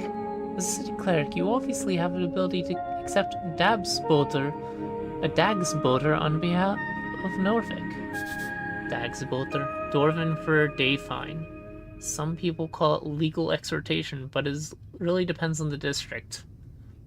That is a clever way to say that it's not a bribe, actually. I'm paying the legal fines so that you don't report it. Violation of the Bone Purge Code, Article 4, in violation of, in singular violation cases, a dagsboter of minor class is assured. In relation to my status as Tolstad business soldier, that'd be precisely 25 crowns. Ah, he's dealt with this before, huh? Now that this issue is behind us, anything you need... He talked his way out of me having a moral qualm with this in-game. Literally I have to get a natural 20 because that just succeeds. Let's continue the conversation, though. I require assistance with some things. Of course, cleric, anything for the city? I don't know where to go. I don't mean to tell you what to do, cleric, but there's a certain rumor that our local goblin chieftain is waiting for you. Yeah, 5 days long. We're in day 1. At the very beginning of it.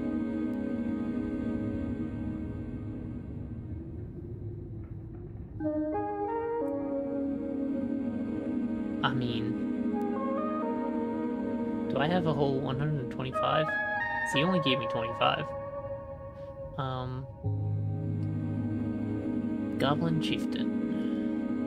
Lady Miska Sageleaf is her name. She's down in the Goblin Garden. Yeah, seen that. Huh?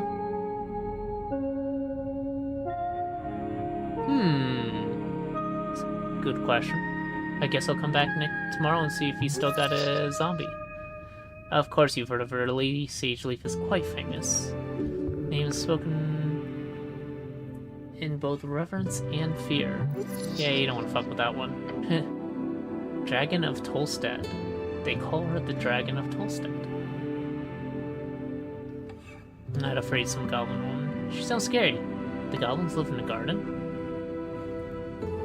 Well, not quite. You'll see when you get there. And when you do, make sure you pay your respects. Lady Sageleaf is a powerful ally. I'll even go so far to call her de facto lawkeeper here on this island fortress. A sliver of genuine tone slip out. He has he has great respect for this dragon. Hey, this is part of the job. Talking with some petty goblin queen. You may find her at the southern tip of Tolstad. The Spellman says and keeps scribbling on his papers in front of you. He does not value your time. Yeah, okay. So what do you know about spellcasting? Quite a bit. Seems wary on the subject. Can you teach me magic? A slight smirk creeps onto his face. Suddenly don't have time for a proper lecture at the moment. After the lecture I can make time if you're interested. Ooh, is he one of the party officials on the ballot then? Beware, his tutelage holds great evil. Until then, you're free to browse my collection, he says, glancing at the many workbooks on the western wall. At the very least, he's probably trying to usher in a party that would allow him to overturn the Bone Purge law. That would be a reasonable assumption. And of course, here. Ooh, he gave me Charm Person. Copy of Charm Person. It will surely be useful to you. A truly diabolical spell. The tower teaches it only to higher tier spellcasters usually, despite its first level. That's a great shortcut to charming people, although you gotta be careful with the fallout, if you care about such things. Can you explain the very basics of spellcasting? Oh, I mean, of course. Wonders if your head is still filled with water. As a wizard, you memorize your spells before casting them. As an arcane cleric, you must memorize your spells during a prayer at a shrine. There's one downstairs by the apples. Where can I find more shrines? There's the Temple of Earth, of course. Just up the stairs, past the pillar. You've heard the Tolstad Temple will act as a polling place for the district on election day. There's also one on the Water Lane View, I believe, past the trade post. You'll find more hidden around every corner, I can promise you that. How do I get more spells? 2 ways. You could spend time learning them, drafting pages out of the palace archives. Seems expensive in my 5-day quest. Or the great library in the towers, since you obviously would have some access to that. However, I don't believe you have time for either of those options. That is fair. So I suggest the other route. What's that? Spell scrolls. Oh yeah, I saw one downstairs. Alright. Scrolls with spells on them. Indeed. Now, Tolstad is filled with all kinds of strange caches, so you'll probably encounter more just by looking around. If you get your hand on a scroll, then just memorize it. Cantrips or spells, doesn't matter. I'm sure you're talented enough to memorize them on the spot. I am. We'll see about that. He nods and goes back to his writing. That's all I have to ask about casting. Very well. If you want to practice, feel free to cast anything non-lethal on my servant Ost. Wow, that's evil. Can I try casting on you instead? He stares at you. A glare. Wasted spell shot, I'm afraid. You believe him? He does not wish to elaborate further. Ominous. Who the hell is this guy? He's obviously a necromancer. You called me cleric. Air quotes. Yes, I did, yes. Because you are a cleric, don't make an ass of yourself. Too late for that. I am not a cleric, no way. What gave it away? He stops for a second and glares at you. The facade drops but for a moment. Heavily armored man in Earthguard colors with a prayer book on his hip. Thoughts land on the pages of spells you've meticulously worked on for years. The book is not in your possession right now, but it must be near if the Pale Man has seen you with it. They might have found you in the river, but you clearly have city stock. Could be happenstance. Could it? Does happenstance mean by... mean again? Could? Could it? Could. Happenstance, perchance. Does happenstance mean again? He puts down his pen and stares at you. How's that head of yours? A bit rattled is all. His calm expression does not change. Why do I have to be anything? Paleman shrugs. Suppose labels are constricting. We're all something, aren't we? I'm the cleric. Class conflict?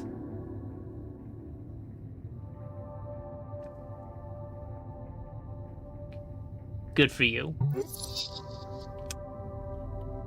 An example of that sarcasm thing mentioned before.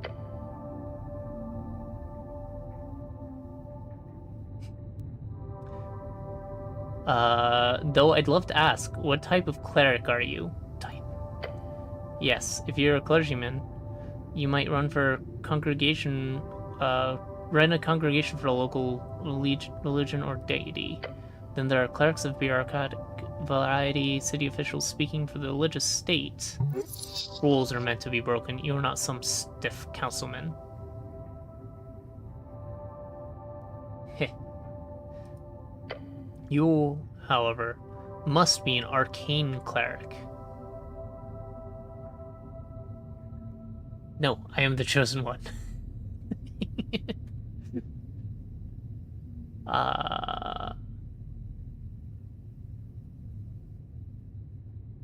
I'm a boring beer cat, yes. Sure. I figured as much when I saw your spell book. Or do you call it a prayer book? Either way, you're clearly playing drawer strings as much as you channeled this divinity. That's all the help I need, thanks. Great, anything else you want to ask? He's resistant to your spells? There's a zombie downstairs. No. And what does this failure get me? You glare at this pale man who keeps working on his documents for approximately 2 minutes. Eventually you feel stuck in your thoughts. I don't mean to imply I know more than an honorable Earthguard member, my good cleric. However, you must certainly have more important things to do on a day like this. He's correct. Maybe you can go back to...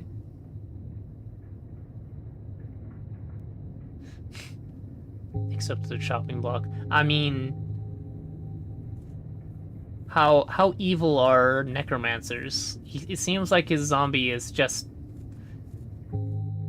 serving.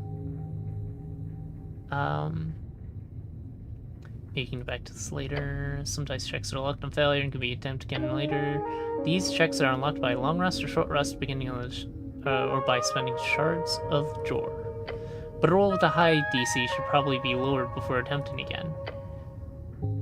Agreed. This one is it went from godlike to impossible with a few changes. I'm gonna go now. Before you do, make sure to protect all your belongings. He gives you a quick inspection with his dead eyes. Too quick, like he's trying not to show his interest. Weird. At least he's not hitting on you? Why? Or would that be an improvement? I mean, he's not unattractive. Just potentially evil.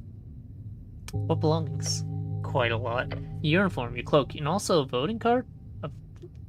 A peculiar voting card. Every party had been marked on it. I'm assuming it's yours. Not sure if it's mine. Maybe. Possibly. The pale man ignores your comment. I asked Oz to lay the surviving pages of your spellbook to dry over there, he says, and points across this chamber. Then he looks at his pocket watch on his desk. That is an esoteric pocket watch. You may have it, cleric. It will surely prove useful to you. Esoteric pocket. An area overtaken by esoteric magic, exceedingly rare along the coast. The further inland you get, the more common they are, with the infinite wastes being theorized to be filled with nothing but. Esoteric magic, term for a naturally occurring magic caused by the shape and form of Jor's realm, sometimes called wild magic, fair, or Jor's discord. I like Jor's discord. That's a fun word, or a fun name. Beyond that, you should be good. Do I have any weapons on me? None, I'm afraid. They must be at the bottom of the river Torna. Good. You do not need arms in the city. You need heart. Oh, shut up. A good blade can make anyone speak.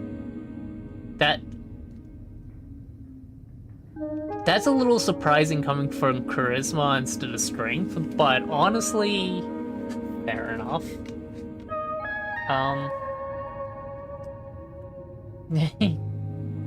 I prefer the right to arm bears. Got it. The pale man turns his face towards you and smiles. Unnatural. If only every government employee were as devoted as you, cleric. He gives you a stern expression. Good luck on your quest.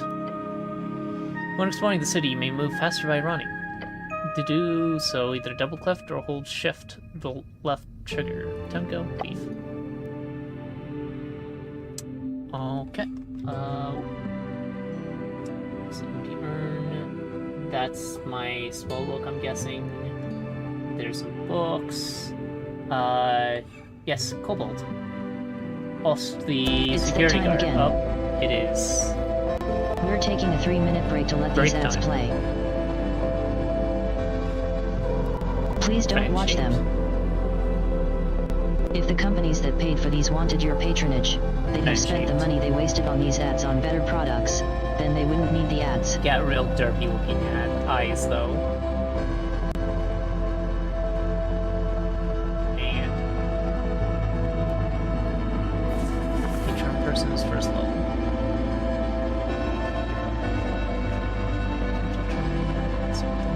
Let's make a source of sleep control test to open up the advantage.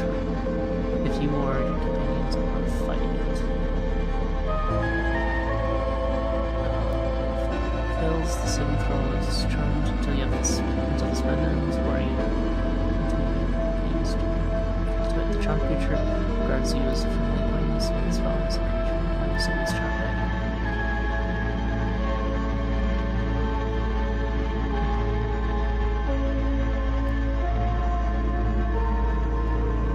Anyway, we'll be back in 3 minutes. Don't watch these ads. Instead, play Minesweeper.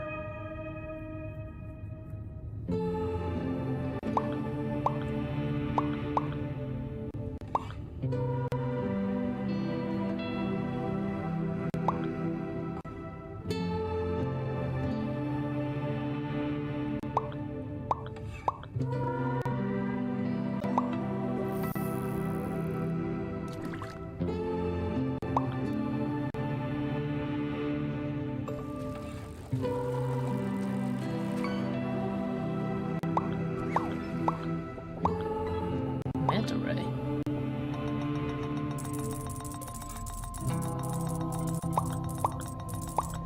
Those things are huge.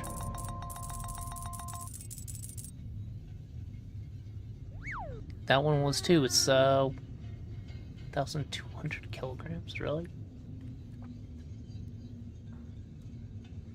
How big are manta rays? I forget. I know they're big, but are they 1,000 pounds or 1,000 kilograms?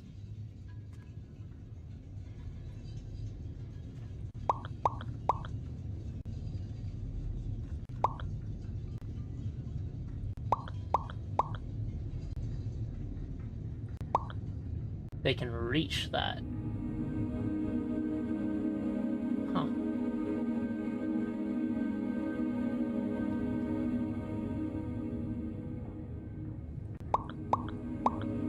It's only like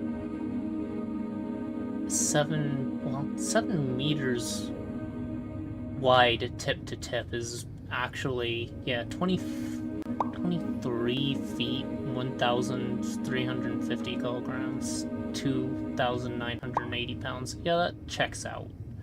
That is...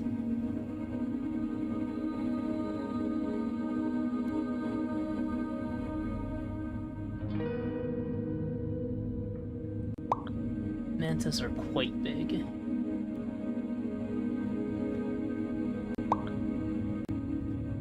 Of course, that's at the upper end.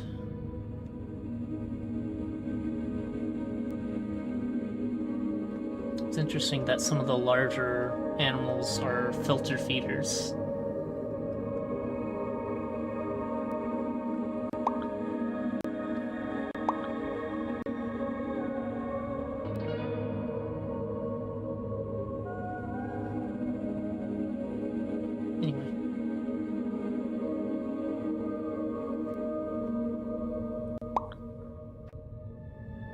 And you're running out of time on this one. You might want to screenshot it before it disappears. If you wanted to work on it between ad breaks.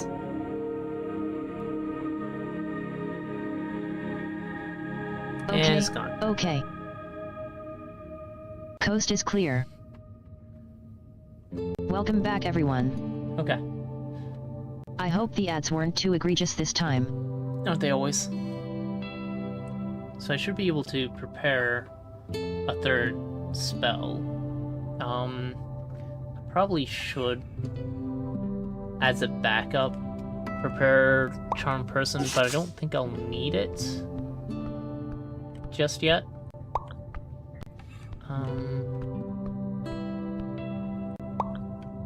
What's this? Incense. Some is still usable, honestly. Incense is first spell slot, so why not? Sure, let's take a look at these books. Arcanist Histories, novels, basic manuals, so many books. Arcanist, Magistrates who...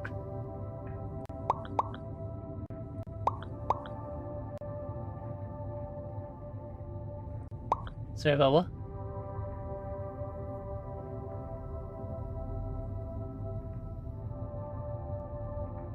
Oh, well. Okay. To catch your stream up as much as possible, you can pause and hit play. Should bring it to as close to live as Twitch is would allow you to do. There are other ways to get less lag, but they're not stable. Okay. Good luck with co-op Minesweeper.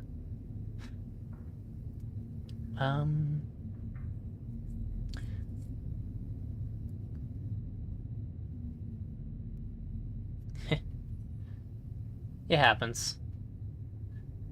Matrix old pre-Coast War human civilizations in Old Minor. Also a very minor political party in Norfolk.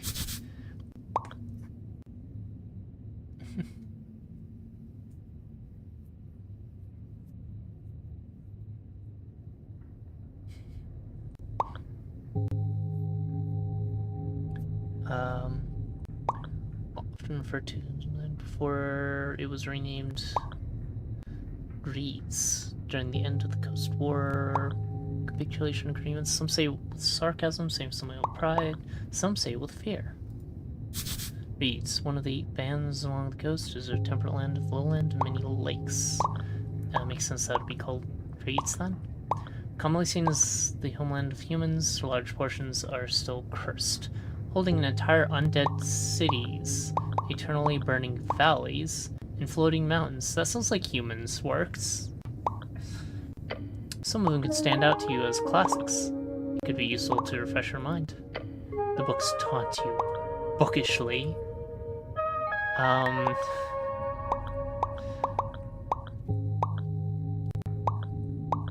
Do I spend some of my 5 days just reading?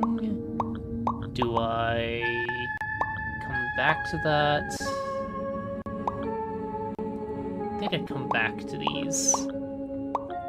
Let's... Dictome lays along the stem. Sure, let's engage with this one. This one might be more important. They're fine. And handwritten letters scattered along the pages. What's up? Oh, you have no information to go off there. Yep. The question is, do you cash it in now, or wait until it's the last remaining thing?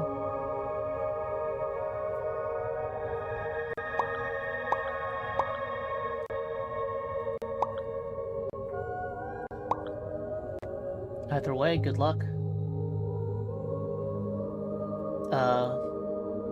Died the end. Fair enough. Well, this...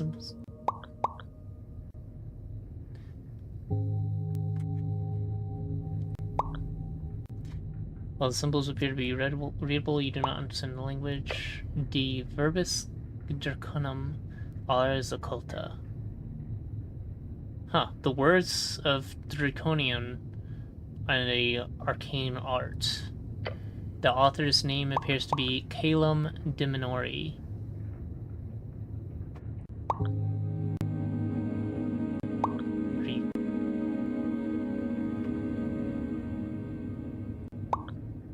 This is all Latin, and this, that's not the, that is, down from, technically,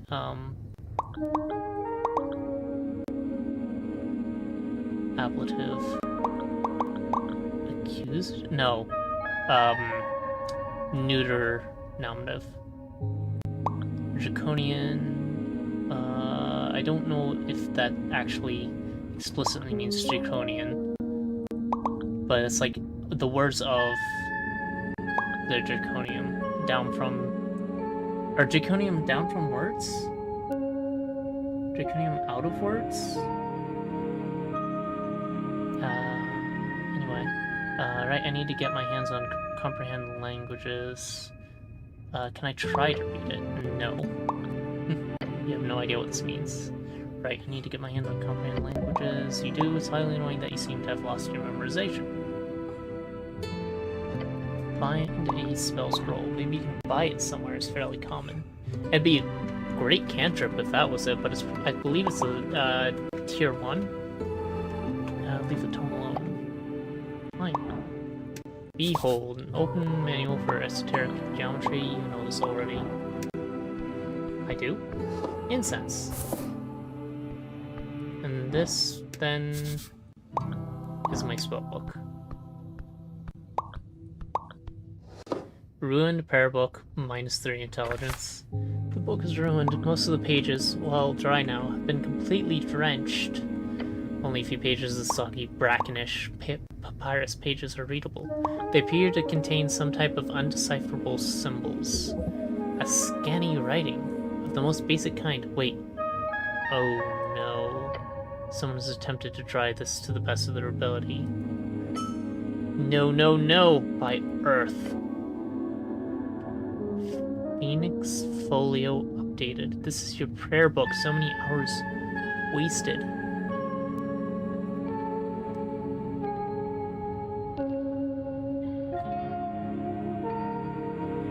Well, you should do one at a time, because you might actually get the answer from the first one, right?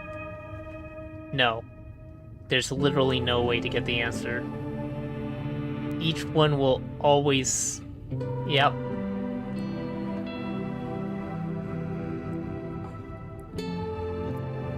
Worse, it's 33, 33, 33, followed by a 50-50.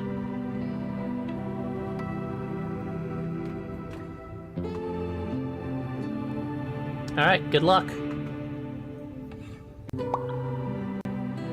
First click!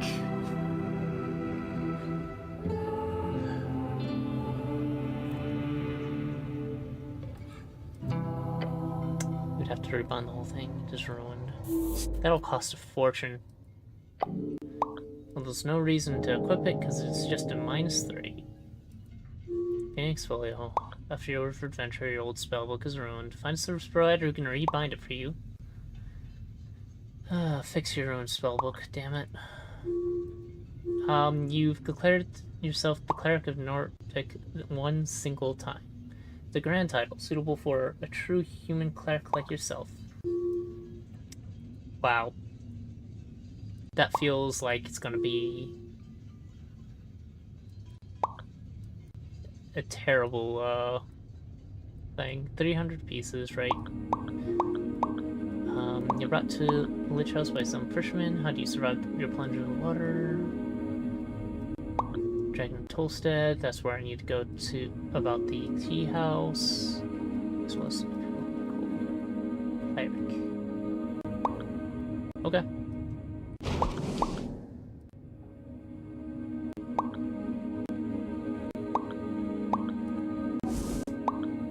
Stone slabs are designed to slide along the metal beams. Interesting. So then what is it hiding? Is there something this is built over? Or a mechanism that when opened provides something? The red eye of Earth. Jor left his mark across bands. Today is a universal sign of magic. Alright. And let's talk to Friend Shaped. Ost. Chief of Security. Dexterity. Behold! Ah, level 9 Rogue. I'm level 1, so... this one is quite hostile. Stay on your feet. His expressionless eyes seem to keep watch at all times. He's obviously determined where to strike you to die as soon or as quickly as possible. How humane. Alright, let's behold you. Intelligence. I can only gain that much information. Human, reads folk, pale man handles corpses in the basement. A typical self-employed city contractor. Okay. Behold. An unlocked chest full of strange books. It's unlocked. Shard of Drawer. Shard of Drawer.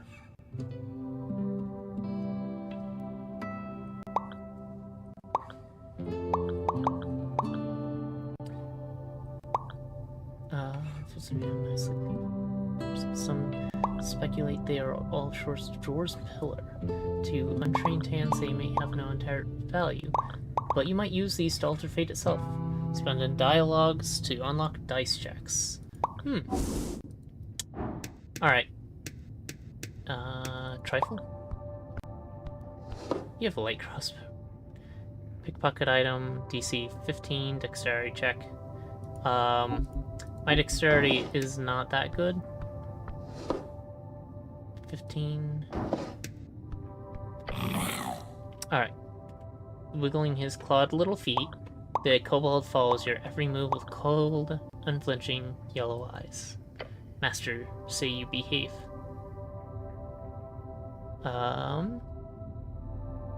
You're adorable. The kobold glares at you. Complete and utter annihilation, the aura of a conqueror, a killer, your soul shudders. It is adorable. A battle of will, do not give back. Avert your pathetic human gaze. I am... Your eyes meet each other, still, ever vigilant. Keep glaring. The kobold does not move. Glare some more. Yep, you're staring at each other.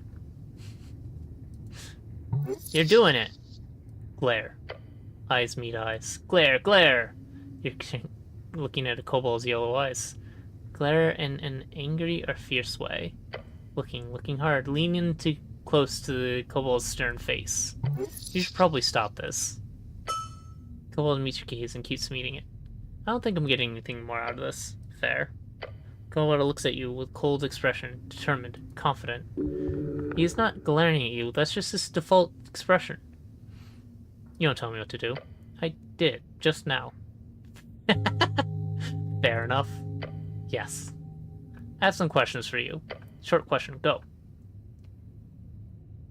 You are a kobold. That's not a question. Not question. Next, thank you. Oh fuck, that's not a question. Quick, save it. Hey.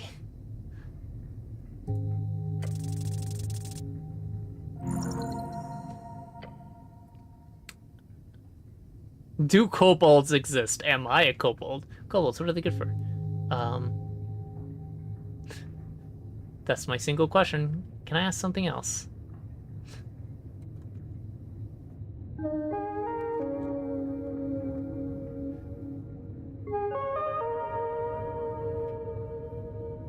What are you voting in the upcoming legend?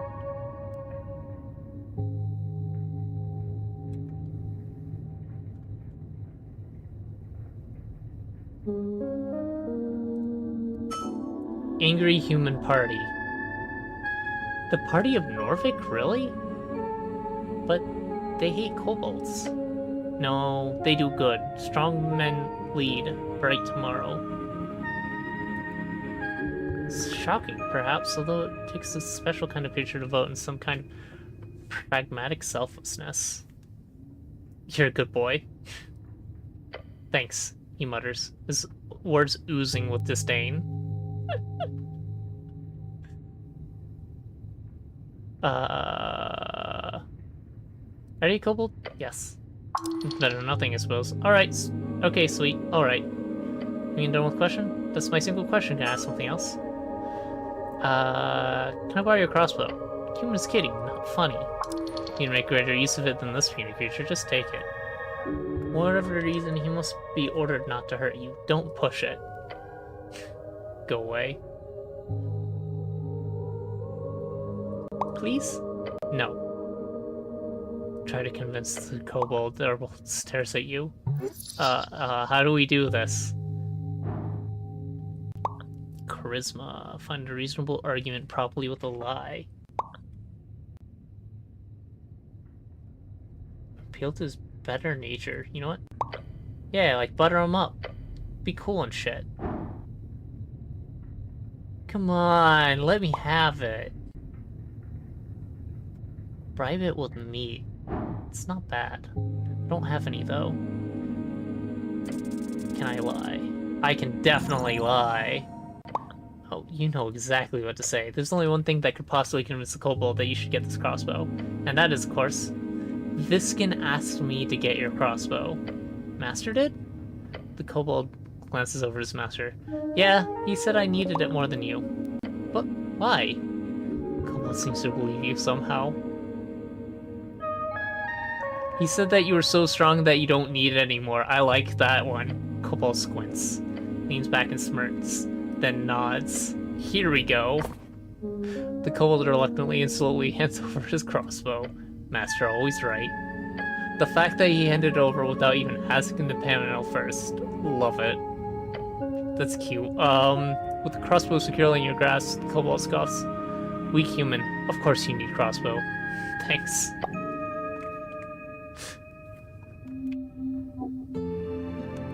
Beautiful. Alright, he also wanted me to have this pocket watch. +1 intelligence. Advance in esoteric events. I mean, I should probably equip this. +1 intelligence is not a bad buff. It's always at least 10 hours out of alignment, no matter how anyone tries to correct it. At a touch, you can feel the faint magic pulsating within. The wielder gains a greater perception of esoteric happenings and occurrences within 200 feet. Why is it 10 hours out of alignment? Anyway.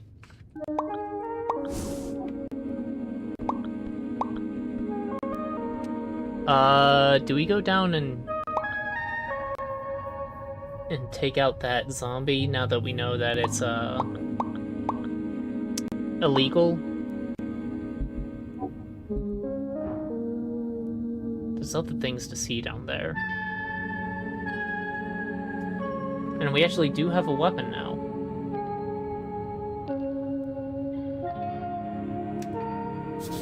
I don't know. How much does 25 crowns get me? A meal? Place upstairs and smell salt. Me equip one spellbook, although since you're an avid reader, spellbook and conscious blah blah. It says Viscon's Lich House, but then and dentistry is scratched out. Hey, dwarves. Something's inside this old vase. Ah, more incense. Well, not gonna say no. This orc observes you with great interest. I will observe it back with strength. Not my strong suit. Beheld at 2. I got nothing. Alright, hello. On the edge of the ruinous amphitheater, you see an orc sitting on one of the many loosened stone blocks. It looks like she's waiting for something. Or someone. Extruding an air of authority around her, the large woman gives you a wry smile. Her tusks are gleaming. Success.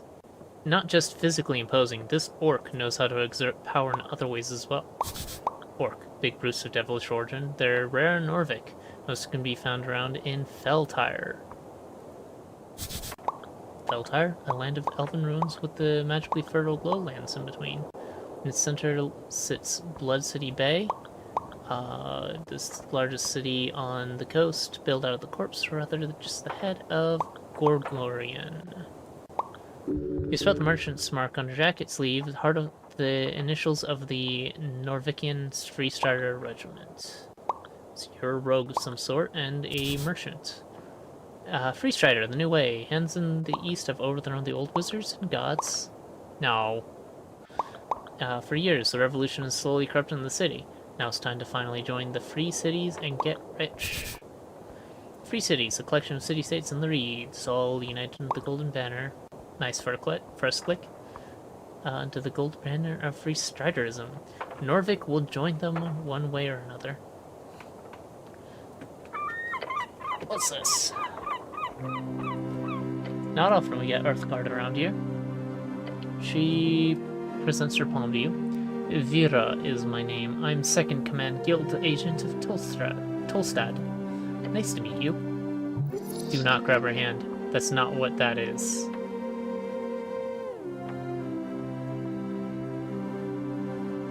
Okay.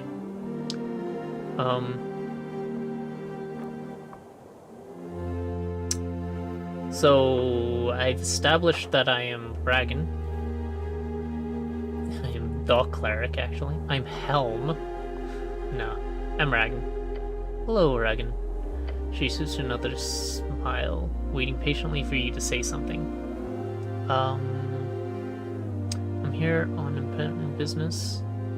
Sure. Business, you say. She leans in and squints at you. Fascinating. Perhaps I can be of service, Earthguard. Tell me what you know about the tea shop. The tea shop that blew up? She says dramatically. Sounds like a magazine still. I heard it was an accident. The Post mentioned it in passing. Minor mishap, I believe was the official quote. Though, for what people tell me, it was quite the explosion. Quite. So you weren't in the area? No, I was on the North Wall. Company business. North Wall, one of the 5 districts in Norvik, known as the industrial district from many factories built along the river. This is where you live. Really. Anyone who calls it the North Wall is probably not a local. Anyone who's cool calls it just North Wall.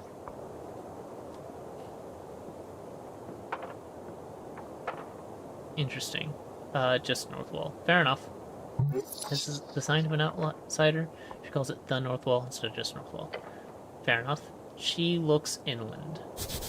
Inland, a term for travel in the endless waste away from the coast. I did see the smoke. It was a clear day. What do you think was the cause, Earthguard? Don't give it too much, she's prying.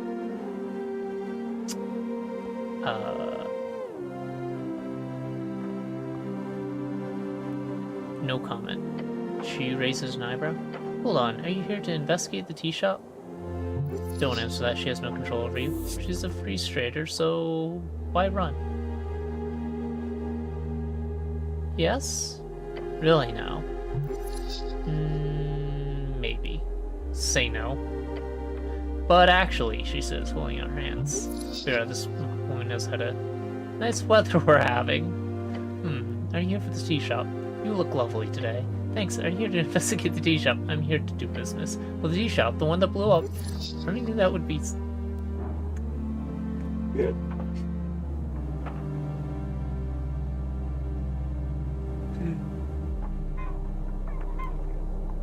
Sneak away. Quick, sneak away before you can do anything about it. Glance to your back, carefully preparing the first step away from the conversation. Uthgar, a voice says, startling you. No, don't stop. Come back here. Please answer my question before you leave. Damn it, her voice of reason is too strong. Ooh, that hurt. Thor gives you the kind of look that you would give a child after they started eating gravel. Let me ask again. Her voice is no more text. Are you investigating the tea shop? Yes, damn it. Interesting. I'll be more honest. I assumed the city would just ignore it. They sent you. It's fine. She would find out eventually anyhow. It's sort of a giveaway. Clearly someone thinks this is an esoteric mess. They sent Claire to look into it. I know what esoteric means. Why would the city avoid sending a representative? Duh, because of the election, of course. Look, Athelstad is a highly volatile district with lots of extremist ties. I believe this tea shop acted as a sort of lightning rod. So in a place like that blows up, why would any faction spend resources investigating it? Especially when those resources could be spent on trying to win the terribly important election. Sound reasoning. Now some see it as corruption. I'd classify it as simple, boring, but ultimately harmless bureaucracy. What exactly have we heard? It blew up. Fireplace incident. Bullshit, of course. Most likely a rogue spellcaster. Esoteric. I keep hearing that word. What exactly does it mean? But I know that. Do I want to ask it anyway? Fuck it. It means, her eyes wander for a little, her brow furrows. It's a term to describe whenever anything queer happens. Whatever the cause be, regular spellcasting or something more esoteric. Sure, you've noticed something you couldn't explain rationally, and that would be esoteric. I assume you of all people would know what it is, considering. She mimics casting a spell with her hands and points at you. Mimic. This is not what that word means in this case, but okay. Horrifying shape-shifting monster capable of copying the looks of any monster you discover, so some size limitations depending on the type. If you touch it, you'll get stuck and probably eaten. Well, I'm here now. Sure you are. Good luck, cleric. Is there anything the Scanny Reeds Trading Company can do for you? Let me know. You usually can find me down in our headquarters, down on Water Lane. Water Lane. I was gonna head there at some point to talk to the fisherman. She smiles in a way that completely breaks down your defenses. Looking forward to seeing you there. Kind gesture, with ill intent. Stone knows well how to manipulate weaker men. I like her already. Okay, where's the Goblin Chieftain? Lady Sageleaf, just head down these stairs. Good luck getting an audience, though. By moving your head to the side and using your eyes to look south, you can see a garden of some sorts. You can see a goblin tree on the ramparts. Is she busy? I sure hope so. It took us months to get in a room with her to discuss some ruminations in the holes. The holes, common slang for the central spire of apartments in Holstead. The lower ones are less fancy. She's not busy, she's a bitch. I could have Holstead my ass. She catches herself from releasing any more profane comments. Anything else? She looks annoyed now. I'm done discussing business. Perhaps you want to move on to some more casual topics then? Politics, perhaps? I'd like to learn more about you. Little old me, I'm an open book. Where are you from? She doesn't answer you at first, and she looks away for a moment and smirks. She's thinking of messing with you. I mean, because I am an orc, I can't be Norvikian, she says, looking at Stern. Expression.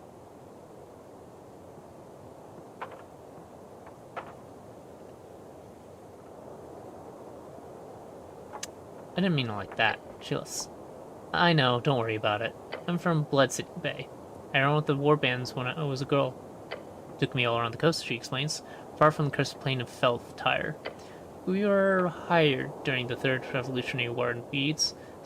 When it was over, I stayed behind. As she speaks, you see her eyes glimmer. All those memories coming back to her. She's seen a lot. Those were the days. You are a strong and physically imposing woman. She covers her mouth and tusks with a hand.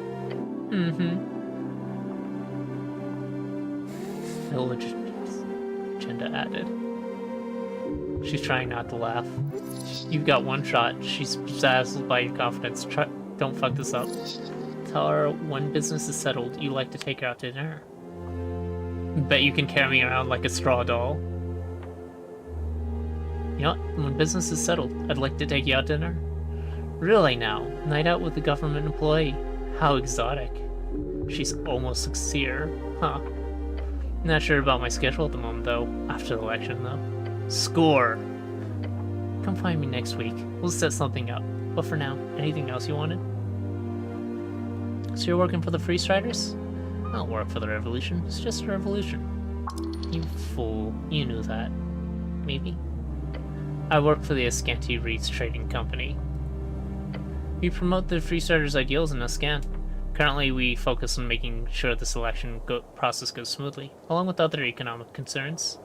I enjoy working with them very much. Perhaps not so much on slow days like this, but alas. Thank you for bringing Free Striderism to Norvik. Democracy, I don't care for it. I like the election, but you're gonna lose. Sorry, I don't really know any of this. You see, I'm apolitical. Fuck it. Free Striderism. I don't really view it as an ism, but you're welcome. To be honest, this is one of the reasons I took this job, speaking with individuals such as yourself, seeing what they have to say. So, thank you for that. She is being genuine. It was like being an orc in Norvik. My kind is quite rare, so, she mumbles, her gaze shelling off towards the horizon. Some sadness, loneliness. You feel terrible for her. The occasional comment does sting a bit. I've gotten used to it. I'm not asking for you, I'm collecting information. Yes, I am a wonderful person. I know what it's like being discriminated against. You don't... What do you mean? You know what? I want to see what happens. You do? I'll be damned, if you don't mind me asking, how exactly? Members of the Holy River Order are a minority in the city. Humans are going extinct. We need to fight back. Never mind. I do mind. It's a secret. My, how mysterious. She is thoroughly entertained by you. Keep it up. Women love funny little men. I guess I am weird little... What was the... Weird little boy, origin? I think that's what it was called. The one that gave me just charisma. Done asking questions about you? Well, silly me, talking about myself all the time. What about you? I am your savior. I'm a little walking corpse. I'm not important. Stare off into the distance. Saying it like that makes you sound anything but. What's the deal with the dwarfs? Oh, them? Complicated. That's anything. I wouldn't be sitting here wasting my precious day if it wasn't for them. But in short, they're holding an unlawful assembly. And you won't let me take a look at the document proving it. Not frustrating at all, she says, and winks at you. She telegraphs her sarcasm heavily. This is useful when communicating with slower individuals. Explain it to me in detail from the top. It's all just an inconvenience. Her eyes say a pain in the ass. Circle Square conflict added. These lovely Asgilists have decided by themselves to hold a rally here on this lovely little circle square. Circle square. The workers who built the city want to rule it. Seems only just. Their vision is of a fair and even society, where those who live underneath rise up to show their worth. After all, why can't we share? Unfortunately, they need permission of public gathering, or a PPG. Nice first click. The PPG needs to be approved by the district council. They do not have a proper PPG. You pick up on her use of the word proper. What does that entail? Proper? She scoffs. It is marked for last week. It is expired. Okay. Can you believe her? She's not lying, but there's something else. And you're just sitting here because?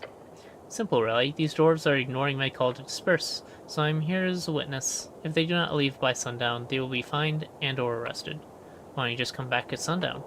I would, if it wasn't for the fact that I need to witness the entirety of the trespassing. Since they were served during the morning, if they do not disperse by sundown, they will be inflicted with an entire day's worth of fines. I'd have an assistant do it, or a secretary. Well, we're stretched thin as it is with the election coming up. No, I'll just sit here and smile politely. Arrested by whom? She gives a smug grin. You, perhaps? The monopoly on violence here on Tolstead is more of an oligopoly.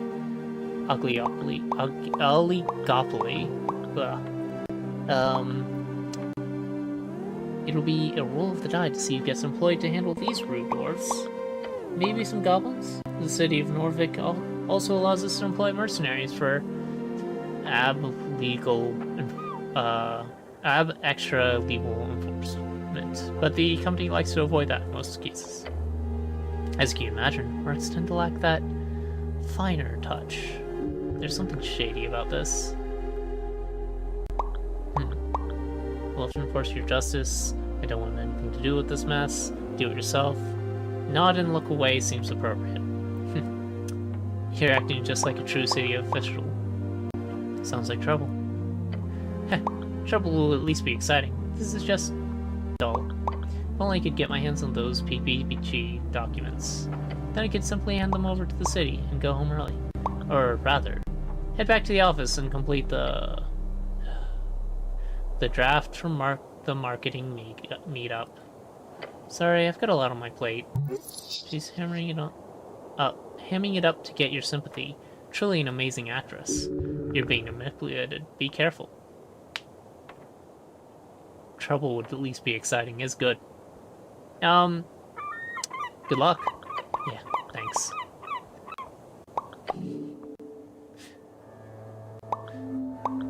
She tried to manipulate me. I was gonna talk to the doors anyway, but I should go to the,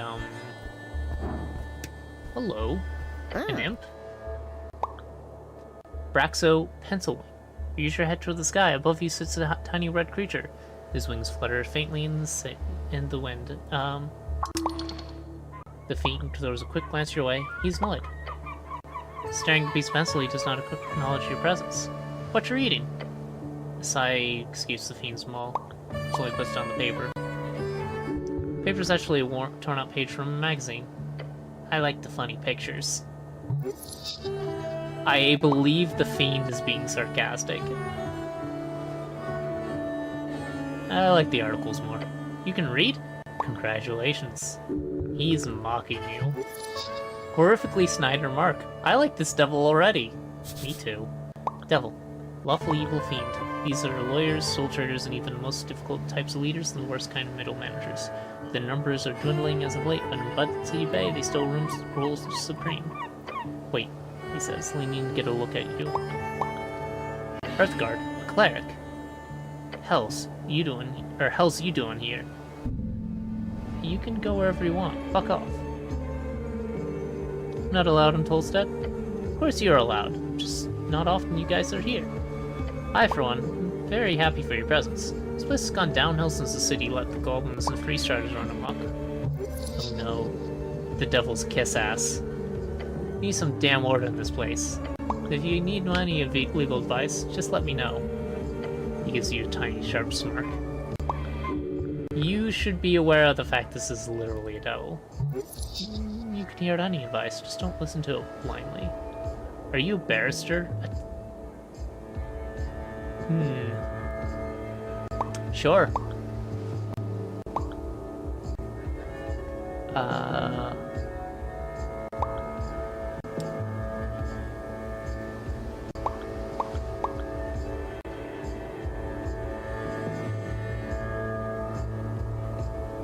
How about get straight to the point? I'm going to be going to the goblin soon. Then I'll get back to looking at the dwarves. Hear about the tea shop? Yeah, of course. Be hard to miss when flying past Holstead. What's your take? It blew up. Not so much else you want to hear. What do you think of the blew up? Honestly, I haven't seen a blast zone like that since the Coast War. Coast War, a near century spanning conflict between every great nation of the Arcane Era. Scholars estimated claimed more than half the entire human population. It is said to have begun in 398 AE by inciting mark of the assassination of the priestess Ilana, and it's generally agreed to have concluded with the fall of Lazen in 481 AE, 57 years ago. Okay. Arcane Era, fourth of the 5 eras, when the Arcanists rose and dominated the entire coast, only to fall when Coast Wars crumbled their empires to dust. Era. The modern scholars divide history and lore into 5 eras, using canonically important events. So there's starting points for these eras, though these was easier when the Arcanists of Old Dominor still had a common consensus. Not everyone agrees the so-called post-war era has even begun, let alone what it should be called. Post-war era, the current era, has lasted 27 years. The name was chosen reads, the name is subject to change. And you didn't hear this from me, but the little fellow trusts you. He is your friend. Thanks, Strength, you're lying. Or, you failed. Scorch marks look like those from a fireball. They're not the kind you get from a trigger-happy pit fiend. We're talking high-level shit. Fireball with their levelification. Yeah, causes fire to emerge into given points, spreading within 20-foot radius, filling up available space. Be careful, cleric. Power forces are at work here. It's about a few seconds. Make sure not. Thinking over a few more seconds, make it clear to me that it's a big cover-up. Wouldn't be the first time a city-trained spellcaster goes a little off the hinge. Slander. The city does not train people to explode. Other than that, not to be self-incriminating or anything, but could be a fiend or an elemental. I mean, Waterlane has shipments from Kargamesh every other month. Maybe fire elemental slips through. Evil elementals on the loose. A fiend, huh? Don't look at me like that. Worst thing I can do is turn into a bat. An abnormally handsome bat, of course.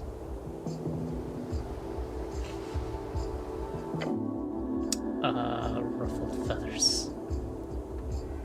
I suggest having a chat with the owner of the tea shop. Who knows what feathers were ruffled, eh? He gives you an ominous chuckle. Might as well. I have some questions about a PPG. Permission of public gathering. Yeah, I think I know what you're getting at. He throws a look over his shoulder. He's aware of the dwarf's plight. How long does it take to get a PPG? A week. Depending on contacts in your pouch. Can I have a PPG? Not for me. Ask Darrow. Darrow is one of the original Earthfolk houses to found Norvik, and their bloodline can still be found in high positions all over the city. Earthfolk, the people of Earth, of course. Ancestors, those who conquered the Ascani Coast, true mythological heroes. Nicholas Darrow, okay, we know which one. Chosen Magistrate of Tolstad. man known for little else than being the great grandson of Borgo Duro. That was a big bird. There's a rock overhead. Anyway. Literally right hand of Earth. Borgo Duro, the first paladin of Earth. Found... I think it's flying a little high for me to jump. I'll have to wait for it to land.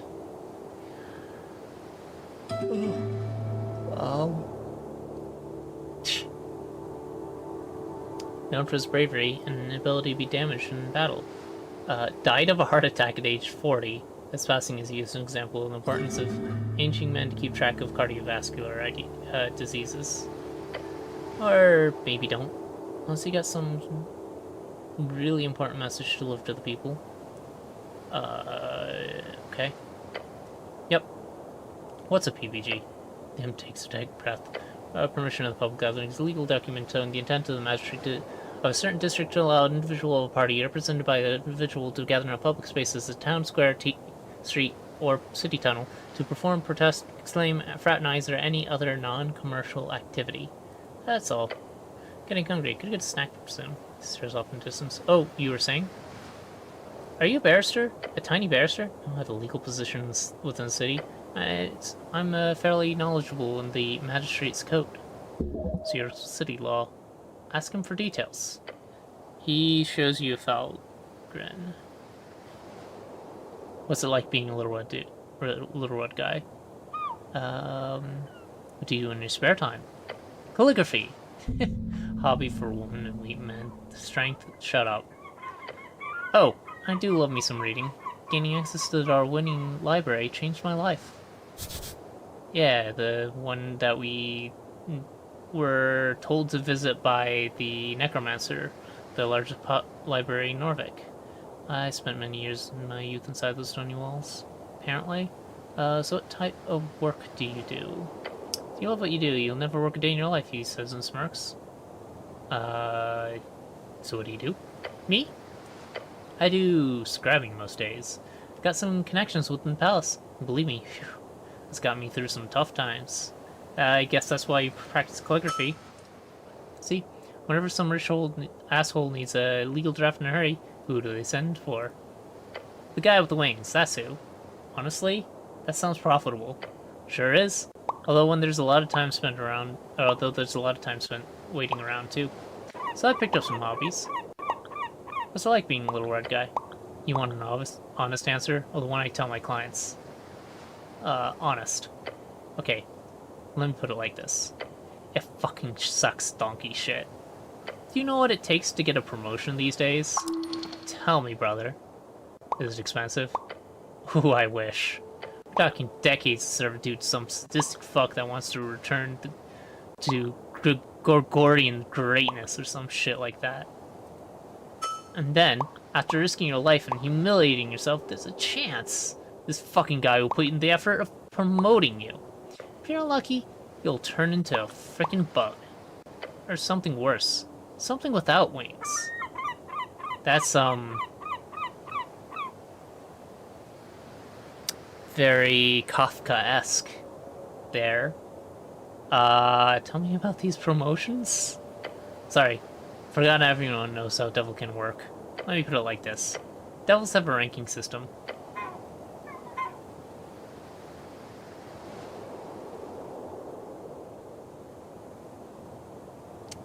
Well then.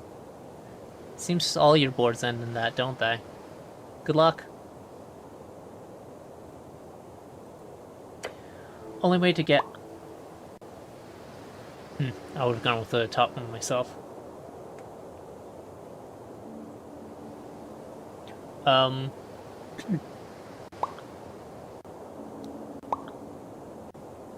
of you. Only way to get higher and metamorphose into more powerful creatures to be promoted by someone with a higher rank. But hey, could be worse, he says and cackles. Could be a demon. Demon, chaotic evil fiend.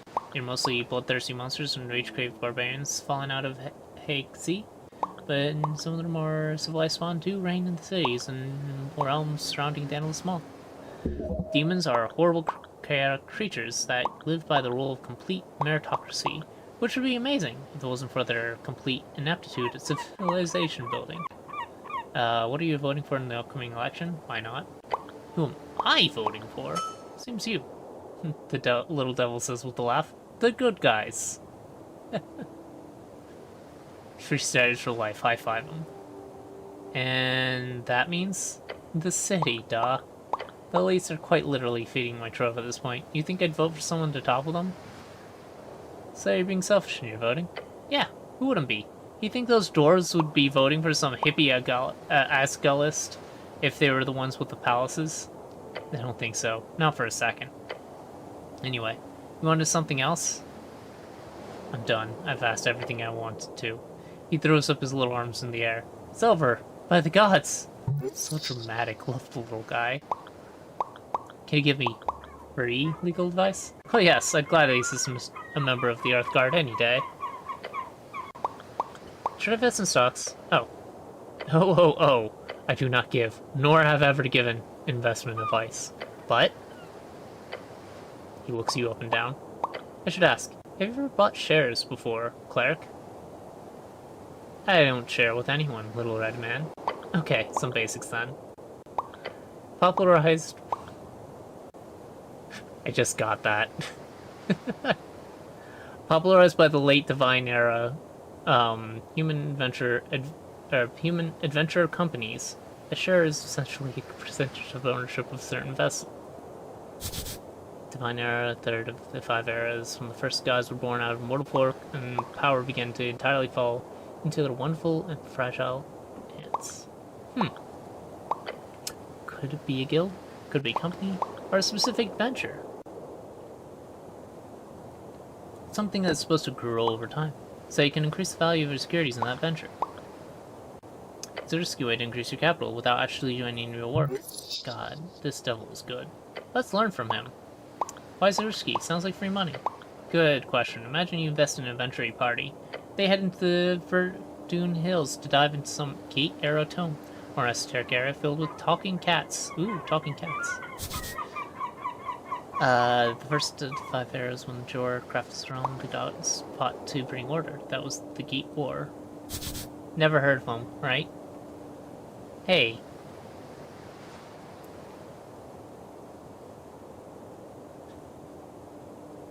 And, many others tried to take over the Jor towards the end of the Gate Era, but we have little information about this conflict. It is known led to the closing of the gates and again the Fade Era. Okay.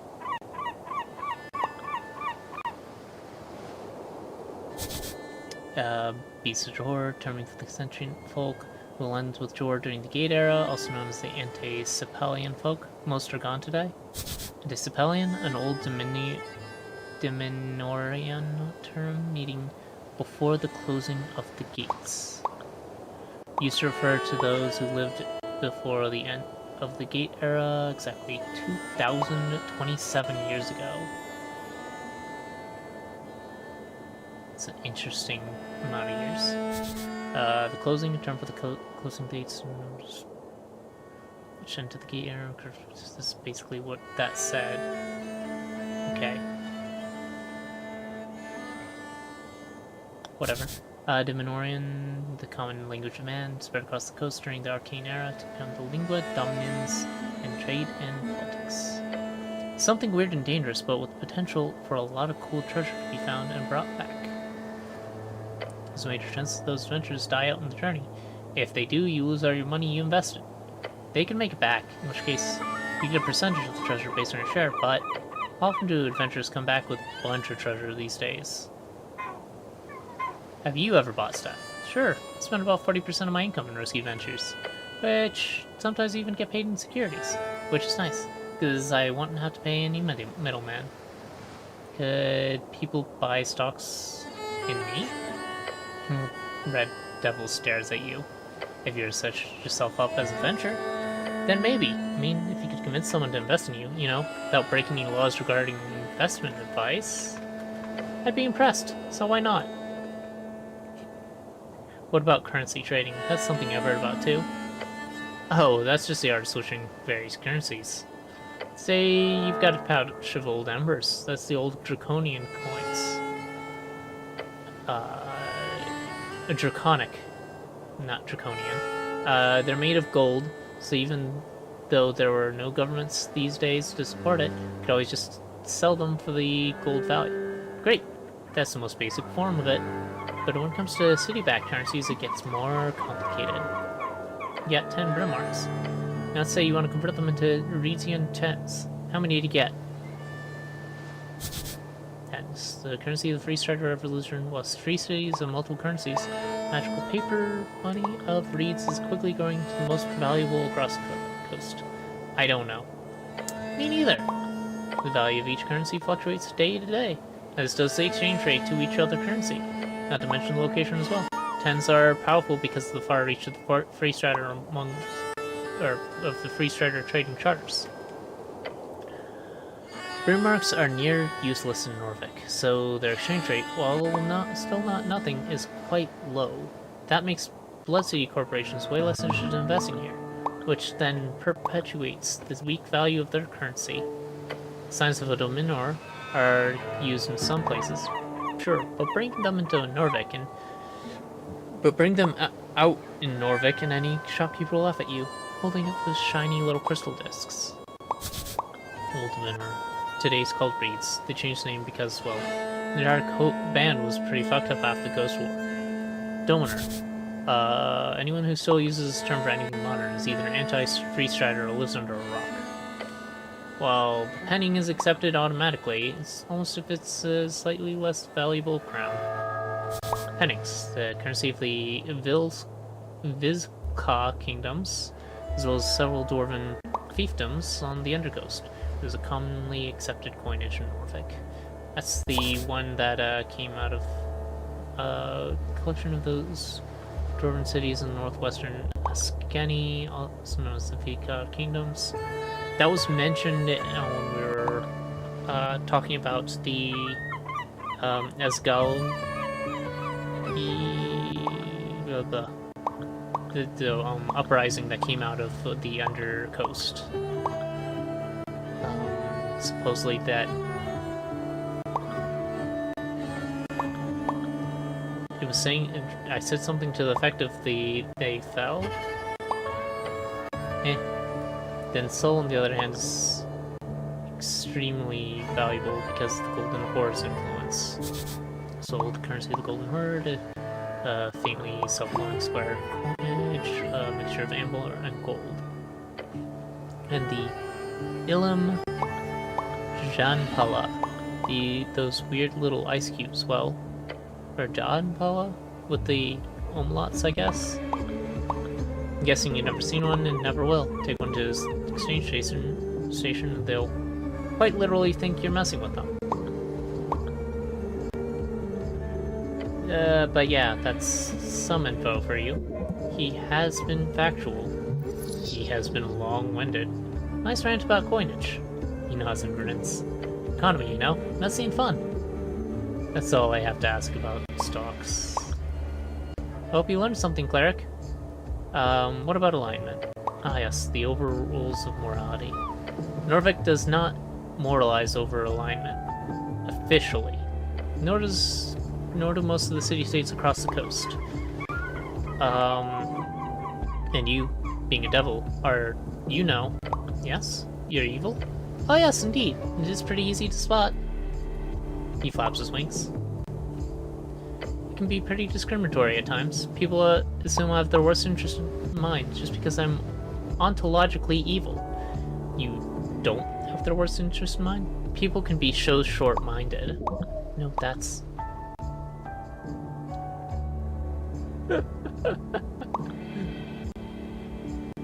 You see a grin spread across his maw. He's about to correct you. Small-minded. Yeah, that. I take it back, I don't like you anymore. Look, heal's not some objective thing. It's entirely internal, and aligned with Jor's subjective opinion.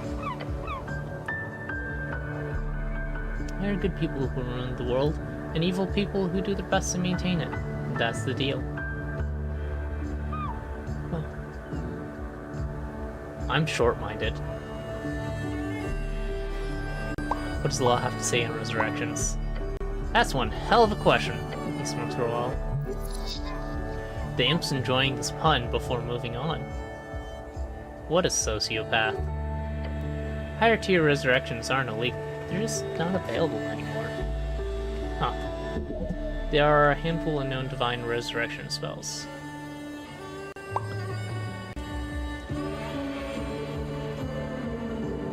Interesting. Not available. Figured a cleric would know better than me, but sass. Spells over 4th and 5th are rarely seen these days. If you don't know why, go pray. Your gods grant you magic in his wisdom, and he only grants higher power when needed. In your lifetime, it has not been needed a lot. No, that's fair. After Earth died, it's been a bit hard for even the top-ranking clerics to manage higher tier magic. At least, if you believe in rumors of the towers, which you should. What about low-level resurrections? There's a Revivify. That's it. Does a murder still count if the victim is resurrected? He thinks about the question for a bit. There's been cases. Heard about a man stabbed in a bar fight, bled out just in time for a drunk cleric to arrive. Cast a Revivify, and the bloke lived. The stabber ended up being charged with a major transgression of personal well-being. That's not murder per se. But I'd argue it had more to do with the fellow barristers making it clear to the judiciary there's no killing intent. So, not an accident, but not a murder, just a brawl gone too far. But that'd be a hard thing to solve if the victim wasn't breathing. Complex scenario, something clerics often have to attend with, but in most cases I say yes. So don't go around murdering folk and reviving them, cleric. It'd be a waste of a spell slot, yes. And evil. But also a bit funny. Very funny. It would be kind of funny, but, you know, don't.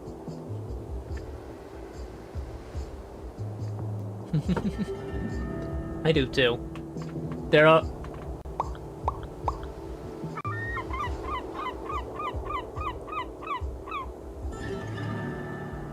a bit less over the top than Disco Elysium's. And yet, still very much over the top. Are you legally considered alive after a resurrection? Yes, and for all intents and purposes, you are alive. Not nearly hardcore enough. No, Egghead would be very disappointed. For all intents and purposes, you are alive. Undeath, on the other hand, would be a very different affliction. And how's that defined?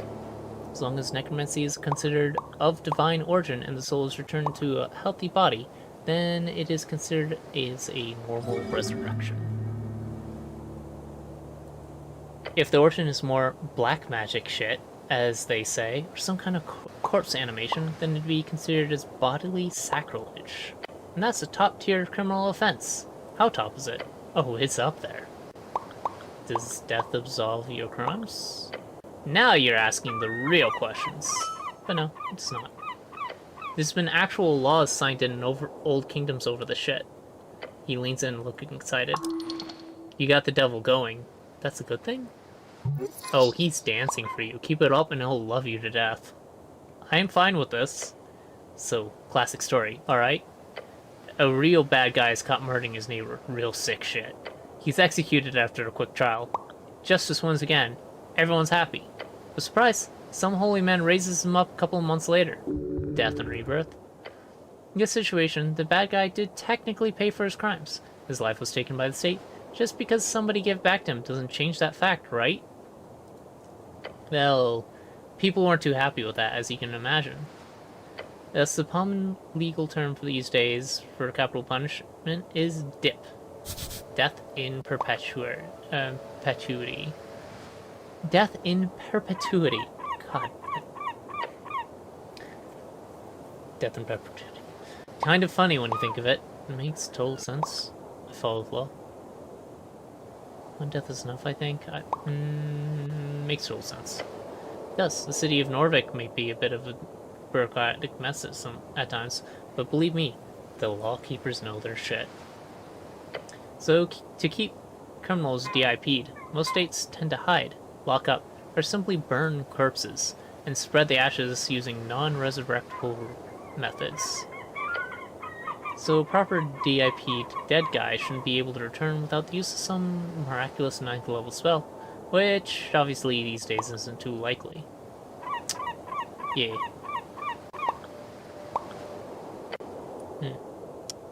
Anything else?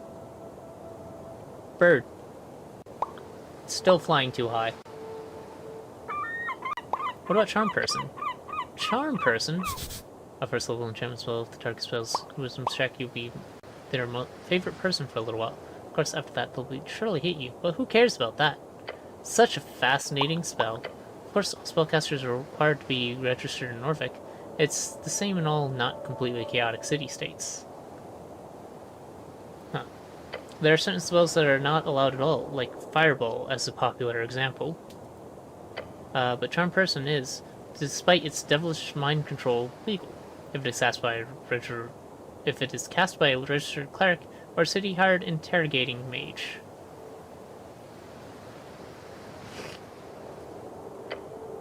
Private entities are not allowed to learn or cast it, although I can promise you, many still do. Can I cast it on you? Sure, but it'd be a waste. Smart of your friend, cleric. Uh-huh.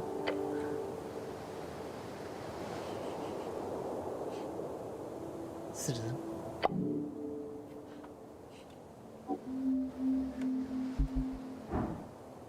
Dragon. Goblin Wall Art. By HWBT. A green face is splattered across the facade. It's a Durn. Durgan.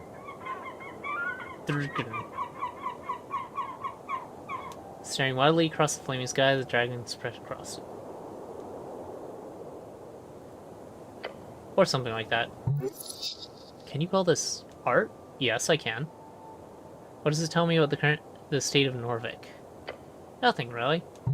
That goblins are artists? What does it mean? It represents a devotion, albeit an asinine way. The coins stand for all the fat loot the dragon brought to her people. You could get behind that. Means Durgan. Indeed. The fire is the soul. Boundary between the real and the heartful. Place your hand upon the wall. Take a step forward. The painted stone surface is smooth. This is no cheap dwarven rock. This is the Gate era architecture, disguised among the rest. You feel an esoteric urge to communicate with this object. Interesting. Tell me your secrets. I have to roll a 16 or higher. This is probably not going to work. Hey! Oh. With advantage, I still fail miserably. Your focus filters does nothing to answer you. There's something there, beyond the hard stone. Try again tomorrow, perhaps. Leave the art alone. Okay. So... that is what the Esoteric Pocket Watch gives us, apparently.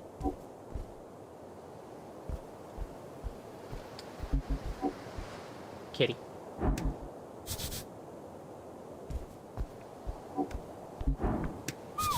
Kitty. Aww. On the ledge overlooking the garden, you spot a black cat. Calm as can be, it doesn't even care that you stomp up next to it. Hello, I'm from the local government. The black cat lifts its head up. Its dark eyes squint at you for a second, sniffs the air, and then ignores you once again. Wisdom comes from knowing when to act and when not to not. This cat does not care for you in the slightest. Pet it or something? I don't know. Of course. Pet the cat. Gained experience. It meets your palm and nuzzles up against it. What a sense of divine validation. Not doing anything, yet getting so much love. Learn from this beast. It appears to have joined the pet. And what do you know about the tea shop? The black cat does not turn to look at you. What are you voting for in the election? The cat stares at some seagulls flying high above. Cutthroat, sharp, eyes on the prize. A free strider, no doubt. Bestial force ready to spread it as Gallism, of course. Enjoy your day, citizen. There's a tree rising far above. A show of nature's true force. So it's writing on the wall there. The rough letters spell out Our Lady's Apartments. An empty, quote, barrel. Now it is. And, I'm apparently wearing the barrel. That was weird. I don't know why that... Okay. It is... barrel armor. Alright. What's over here? Elevated postures and they're unreadable. Got Goblins Bound. Probably because they're written in... Goblin.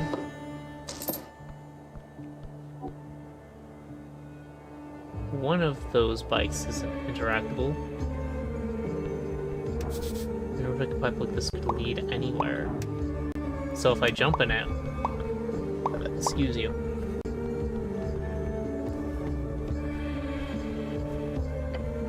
You look down at the pipe. Crawl inside. Now, if you had a smaller companion, you would be able to ask them to crawl inside, perhaps.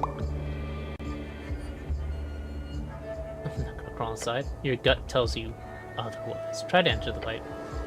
Get on your knees in the dirt and put your hound face in the entrance of the pipe. Can't seem to get further without immense force. Enter the hole. Wriggle your way through. Push forward. You press your entire body towards the entrance of the pipe. Try to wiggle your shoulders. Wiggle your... what? Yes, compress. You press your entire body towards the entrance of the pipe.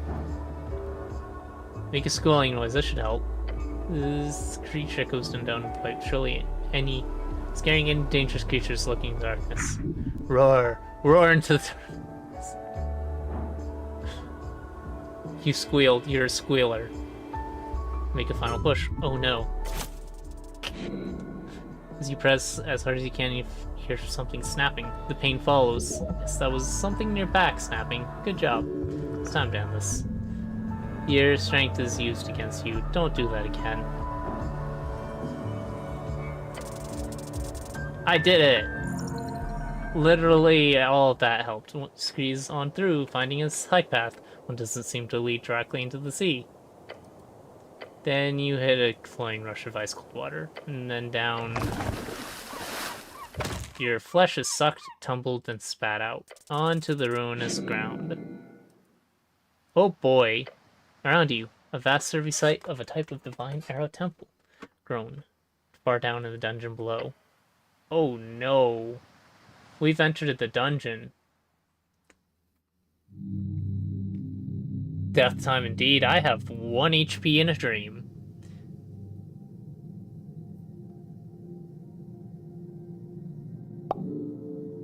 Oh good, my cantrip's still up. Alright. How many bones did I break doing that?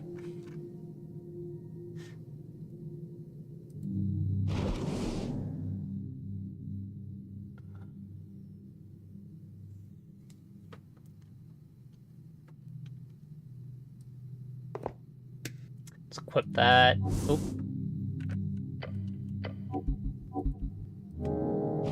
It's that time again. Dang. We're taking a 3-minute break to let these ads play. Good thing I stole a whole bunch of stuff. Please don't watch them. Okay. If the companies that paid for these wanted your patronage, they'd have spent the money they wasted on these ads on better products. Then they wouldn't need the ads. It's true. And you're going to get to continue on the ad board. Fit upon the shelter, you see circular stone slab. Whoever's worked the survey site in the past is placed in a natural position. There's something over here. Proud of you. Reminds you of a copper calendar, but far, far older. The various glyphs on the surface denote not in language, but rather sigils, it seems. Aside from the current day. No. That's no use, it's broken. feel this is uselessly use of technology feels really essential. Anyway, time to pause. I want to see what's over here, though. I guess not. Well.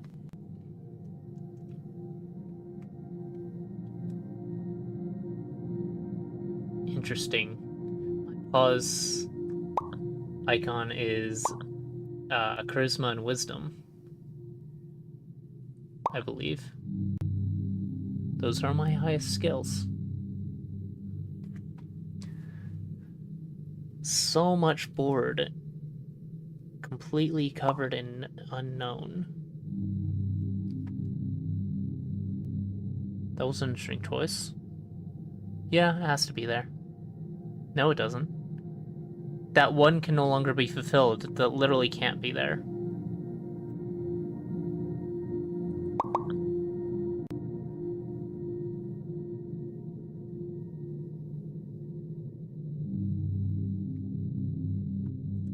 I try.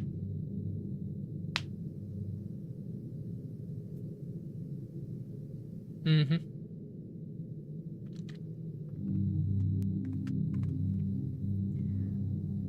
So much non-information.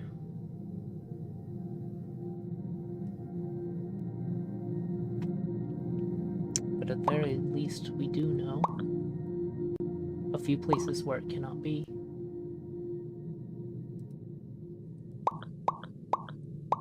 For instance, above this thing.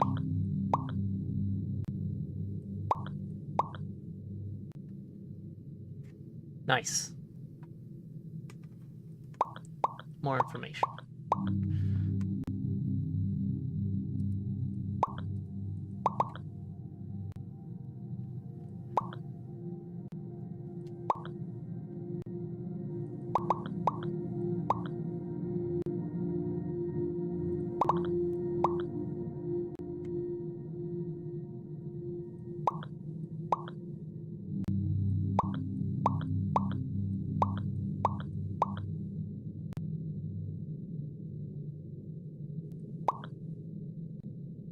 Oh, that's big. The spot that you mistakenly put a flag in gives a 1 when clicked on. And so...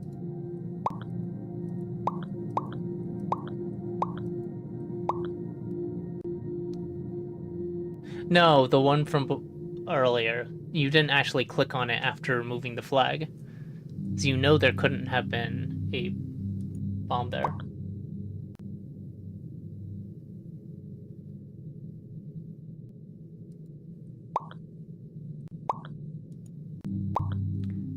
That opens up a decent amount of the board.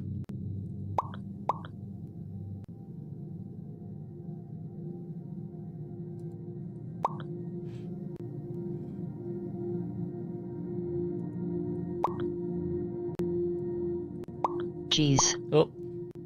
Propaganda is exhausting, isn't it? Well, we shouldn't have ads again for a while, thankfully.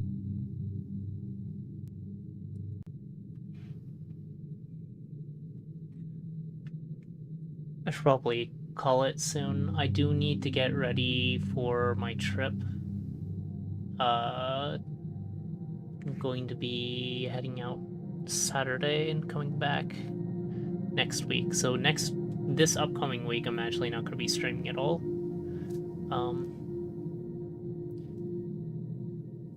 But I'll be back the following Monday, assuming everything goes as planned.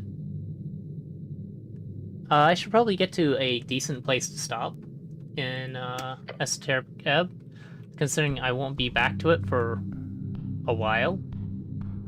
It would probably be a good idea to at least try and look for a way out.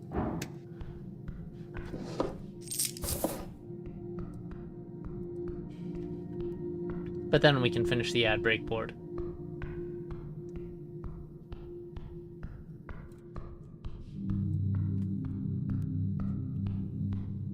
What? I didn't actually see what's over here that was moving. Ah, minor. Axel Madsen. Sure. Behold. Well, we got Underdorf. This right here is the fourth pillar of the feudal system. Splunking, delving, digging, roaming, true-blooded adventurer. That's all we get for now. You could hop down there. I mean, sure. That's a step. It's a decent... There's a descent of approximately 50 meters. Hey, there's a lobster. 2 meters. Yeah, whatever that means. Point is, it's not super high. Esoteric tingle leads you astray. Esoteric tingle leads you astray. Look over the survey site. You see a dwarf hearing grunt says he swings a pickaxe at the ruins in the corner. Dwarf. Stout, short, hairy men was dig and build, you know the drill. Drill. They built most of the Norfolk and have a long history with the Orthfolk. There's no point in having any conversation at this distance. Time to get closer. Won't be a problem, right?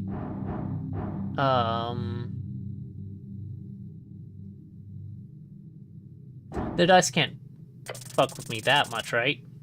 Yeah, we're good. Taking a careful step into the stone, you begin your descent. Keeping your balance in check, you shift your weight appropriately. Instead of smart thinking, using your dexterity instead of brute force. Brute.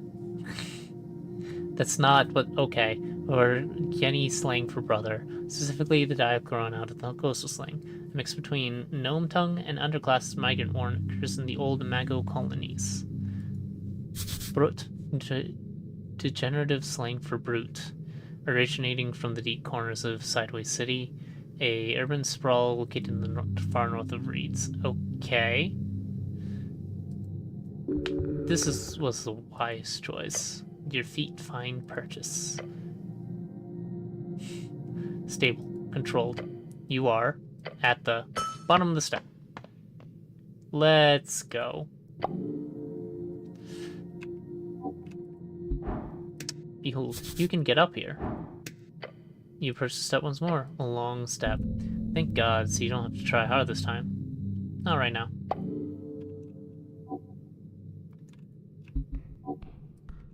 Big steppy. Adventurers must have hidden stuff in the spot. Hey, shards of ore. Those are rerolls, right?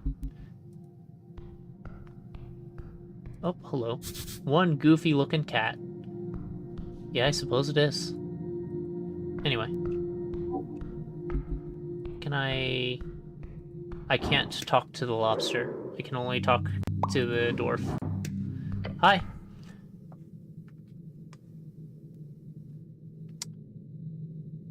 Why are you so mean? Besides the buried statue, you see someone up on a ledge. There are grunts echoing down the chamber, along with the sound of an iron against stone. A dwarf? Down here? Hello up there. Huh? The dwarf's smoldering eyes widen as he sees you. Look, Romulus, we've got an official group visiting. If that doesn't make us official, I don't know what will. Peeking out over the ledge, you spot an orange monster creeping about. A rust monster? Oh. The dwarf appears friendly with it. How strange. That's a rust monster? I thought they were bigger. Is that a rust monster? Oh yeah, very correct. But no worries. It's very kind. The dwarf remembers himself when he's fed. Ominous. What are you doing here? Oh, you know. He gets out a smoldering laugh. Dwarf's gotta have a hobby. Puts down his tools and strikes a pose. Let me introduce myself. I'm Axel Madsen, a dark dwarf. Dark dwarf, derogatory term for the underdwarfs.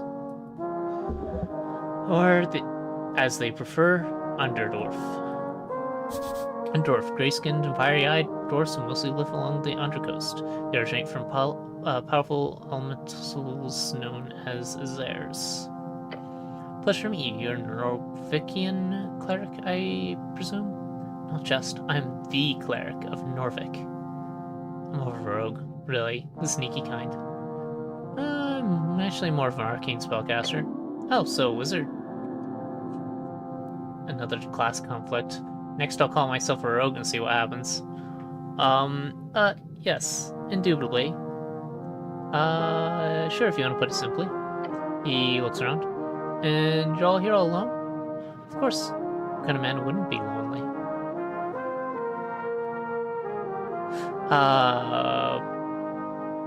Yeah?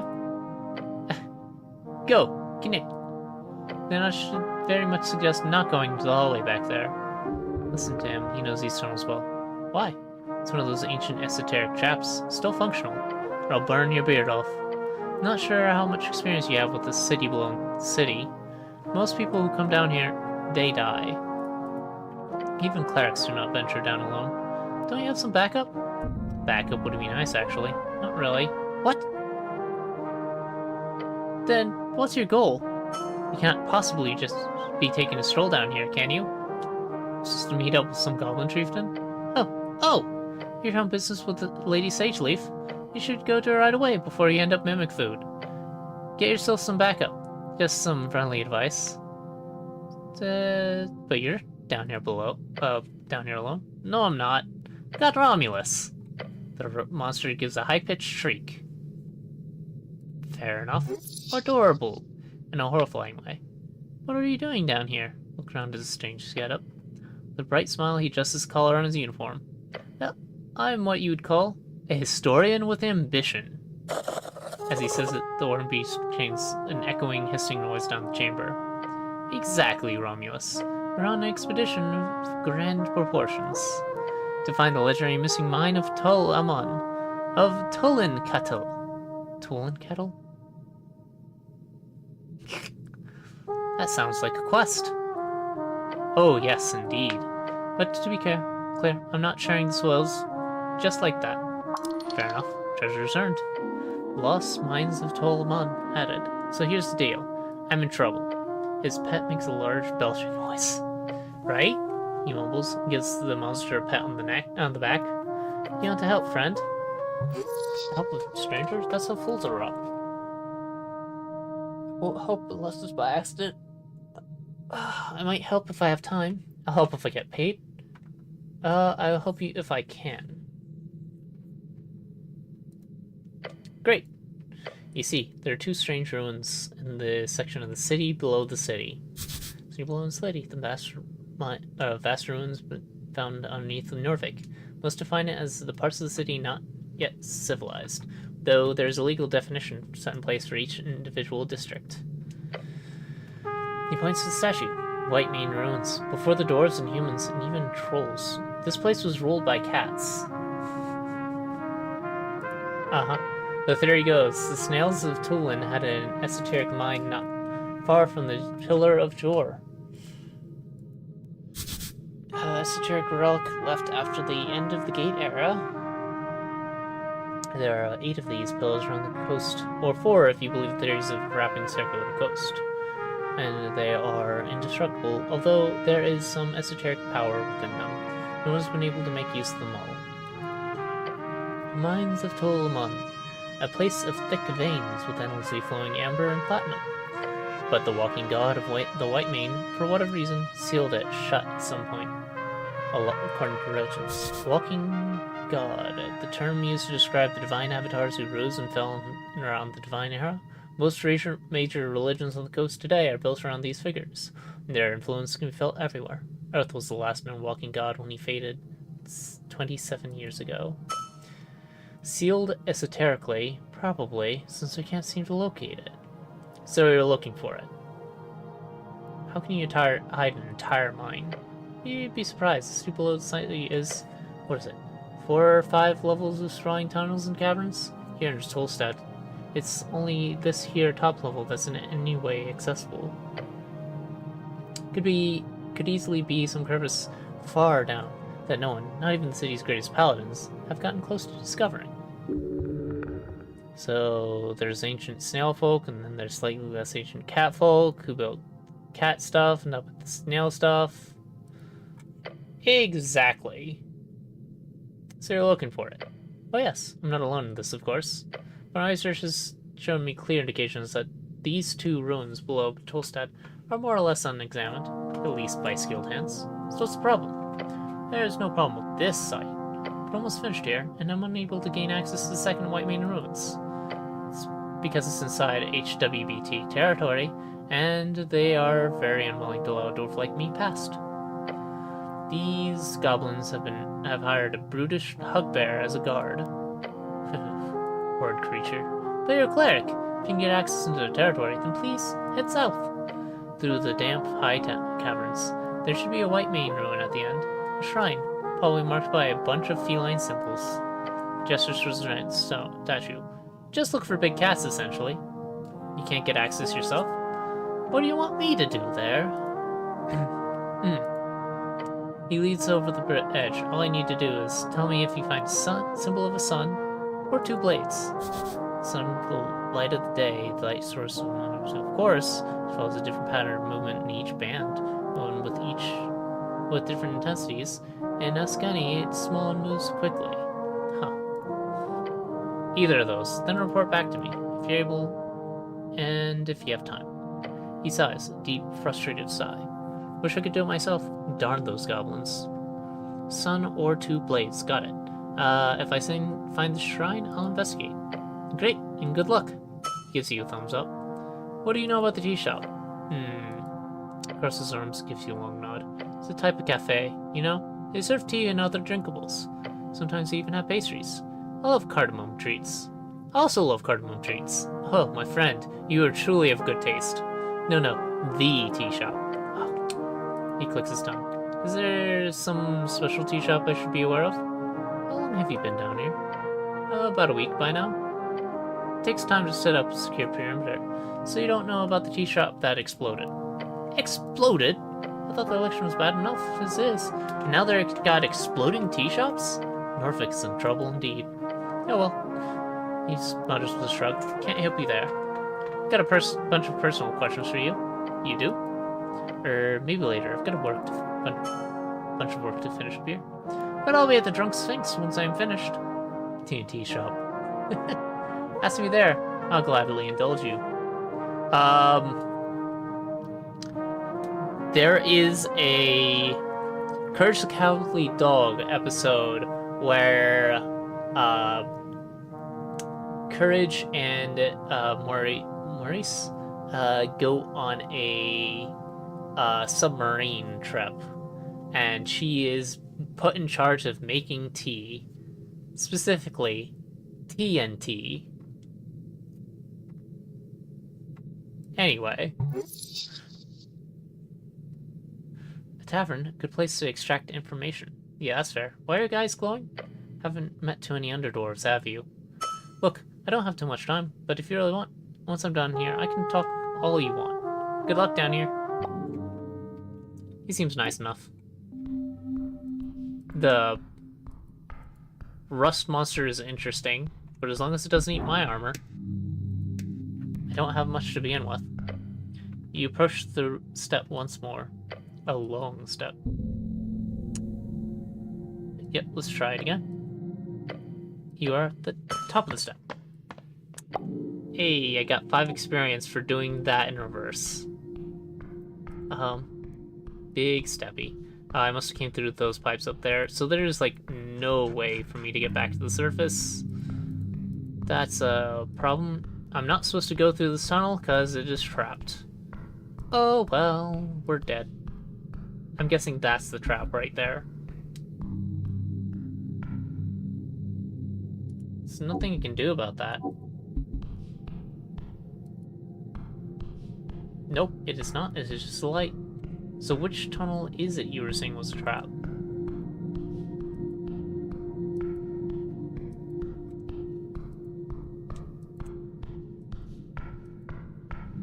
Well, whatever. Rat! It's not really running from you. Can I steal from it? White rat, -1 charisma? It acts shyly, but approaches you nonetheless. It doesn't look like it really wants to get grabbed by you, but it also doesn't fight it.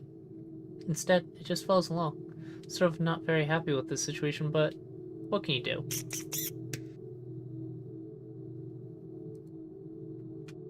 I have it equipped, now what?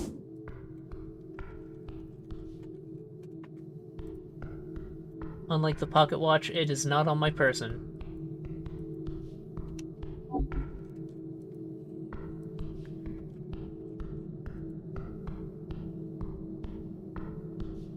Oh, someone else has a floating lantern.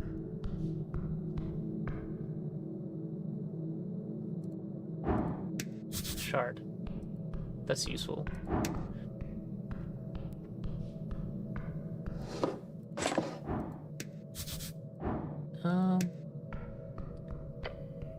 You approach the firmly shut doors, OWD. They appear to not be open. The legendary, horrifying OWD, what? They're all over any proper dungeon. As it should be. Dungeon, legendary, horrifying, should be OWD? Dungeon? Have you looked around? Legendary? Truly. Horrifying? Yeah. Should be? Should be.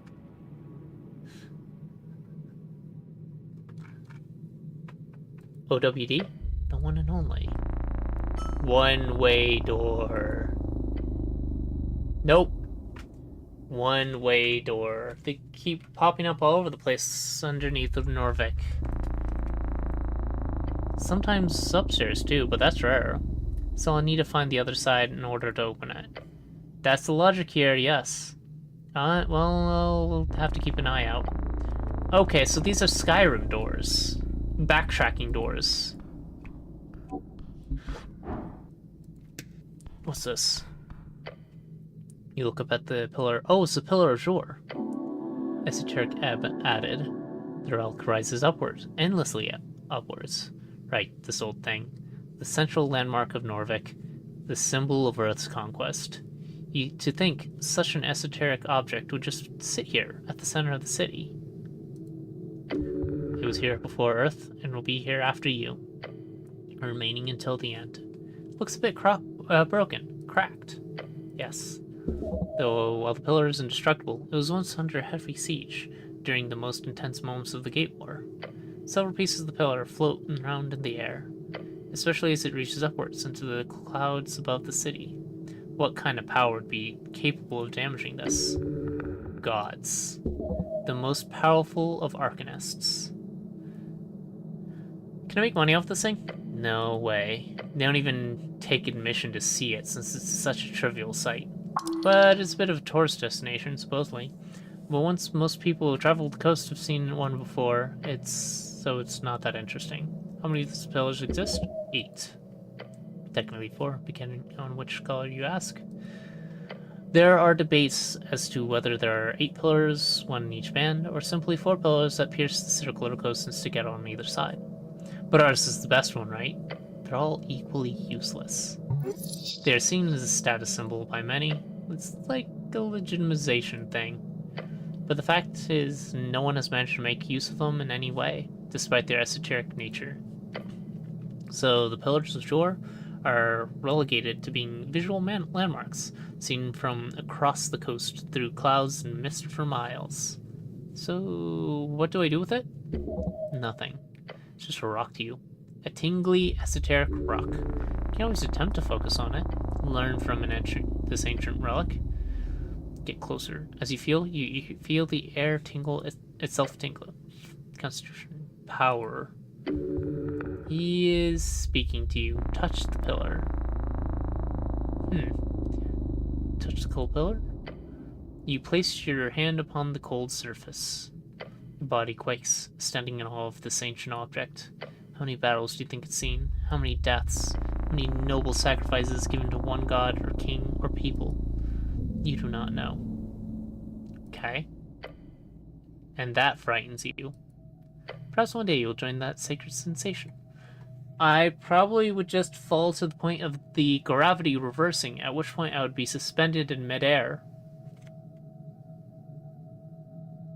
Stuck between the overworld and the undercoast until I managed to figure out how to climb back out. Try feeling it. The pocket watch tinkles. Sure. I can always try later. Natural 20. Your gloved hand presses against the surface. Make out with it. You will find the will to listen, to bear the burden of that solemn voice. Close your eyes and pray, silently mumbling the same words as always to your God, to your people, and the great city. It fades, the voices grow, not in size, but in number. Some of them join your prayer, some dismiss it, some hate it. Before you, a dark landscape stretches, covered in the bodies of the damned and the waiting, their souls on display for judgment and callous sorting. Among them, you see one face turn to look at you. At first you believe it to be him. Then you understand, as the man, who appears to be both younger and older, gives you the kind of look of regret a father would have on seeing the return of a lost child. He turns to face the stairs. You watch him go. Again. Your heart is racing, blood pumping. You almost faint on the spot. Whatever saw, you quickly disappears deep into your skull. The pillar does not whisper here, it screams. Go down, further down. You understand plainly there is more to this pillar that you need to investigate, in time, and further below. We'll venture into the dungeon later, I suppose. But first, the wall here, it is a door. Oh? You detect something unusual about this section of the wall, specifically the ornate skull. This is a doorway. Your gloved fingers trace the stone. Cold, smooth, cold, ordinary. But wait. One section feels different. A tile, distinct from the others. Press. You push. A soft click, the wall shutters, then slides open.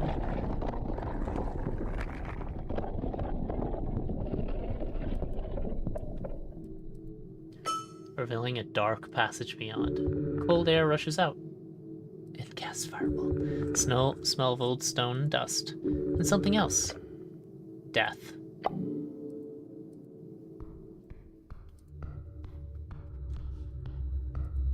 That scent can't scare me, because I can't smell. Wait.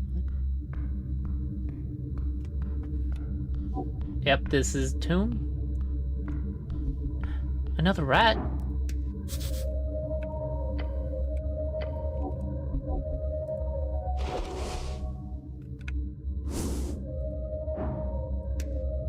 Hi, buddy. -1 constitution.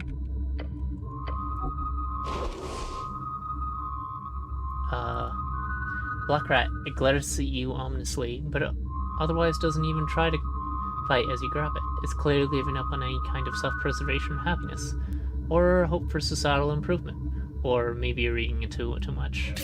I'm equipping him. Why? I like him.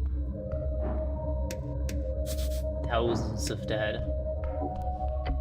It's a literal pile of skulls. Thousands. Each a life taken by war, shuddering, or time itself. The eternal cycle. You will join them soon.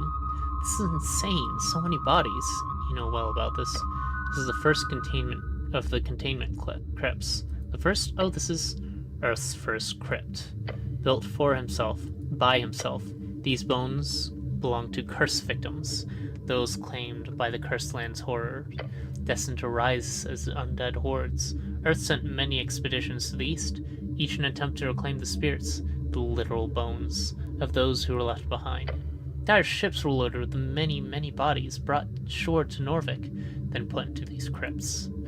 Unmarked graves, yes, but consecrated all the same, an attempt at total redemption. They should have left them in the east. The Cursed Lands is a Reedsian problem. Earth did his duty, doing his best to cleanse the world and free the spirits of his fallen people. Putting them all into the city was a pretty ballsy move. It was. And as you can see, it was a success. These bones do not move. They are not held in the crazed vitriol of negative necromantic magic, or energy. They are at rest, even in this horrid state. Watch them carefully. These people died in cursed lands, bow your head to the dead. They do not move. So these are all people who died in the cursed lands. Yes. Greatest tragedy of your people. This is how they ended up, simply due to the issue of numbers. There are too many bodies to give proper burial rites to each of them, even after burning the flesh. Since ocean or river burials are even more problematic due to the horror issue, this was the best option. Bow your head to the dead. Leave.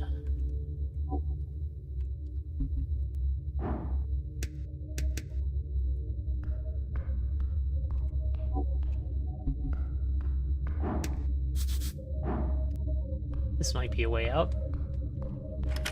This is barred tight. Nope, not a way out.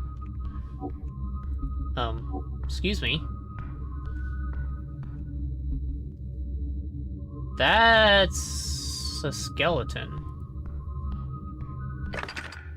A horrid noise in the dark. Moving. I wish I could. Moving mess of rusty iron and clattering bones. Moving towards you. He calls to you. Dexterity check and roll initiative. Wee. Incoming undead and set on killing you. Be last in initiative. Hit. Taking stilted steps toward you, the skeleton raises his sword hand and instantly kills me.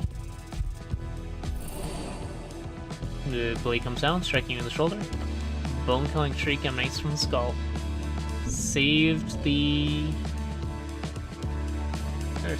Got the dead saves throw with a nat 20. Too late to run away. But you gotta stay loose, or this will cut you to pieces. Bones are outside of the body. They must return.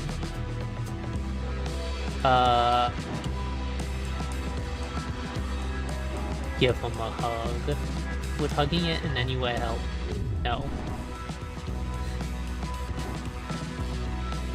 Can't I just tell it to stop? Fucking how? Skullpathically?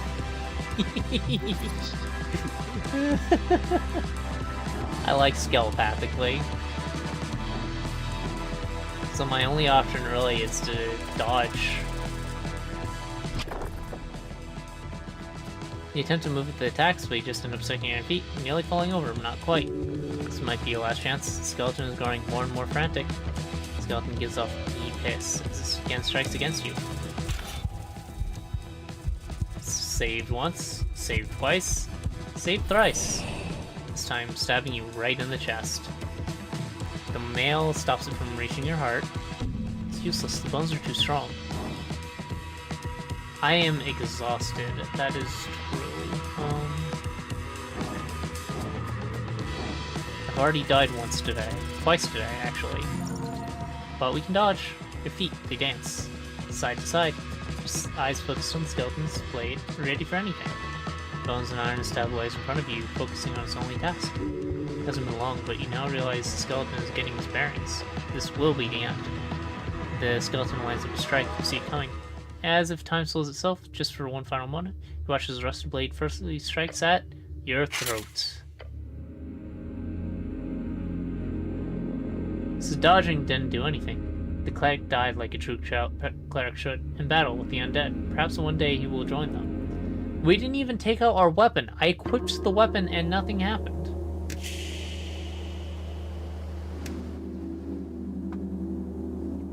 Interesting. So these people we've met. Session notes. Alright, so last time you got through the whole intro sequence, just a day ago, a local tea shop exploded and you shopped to figure out why. For some reason, you woke up at the bottom of a morgue. Great start. You had a little chat with Vixen, the pale-faced local mortician, then you went out to explore the city. Neltosta is a pretty big place. but just a tiny snippet that you're focused on is already has a ton of people around. You had a ton to look at. Now you need to find that goblin chieftain, and of course you also took a look into the city below, which you'll have to return to later. I just kind of fell down there.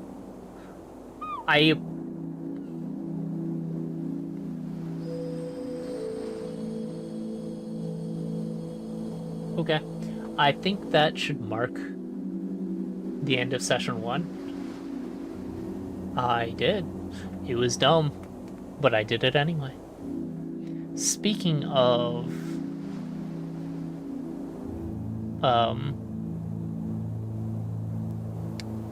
calling the end of session 1.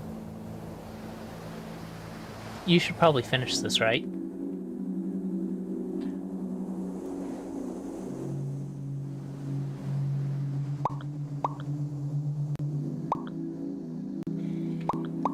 See how quickly you end up clicking a bomb this time.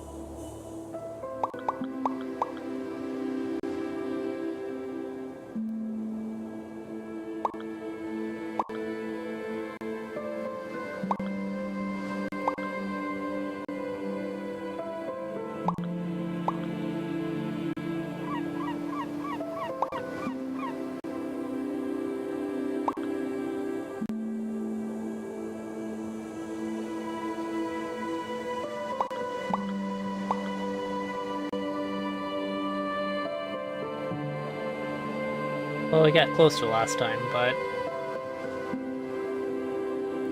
Oh well.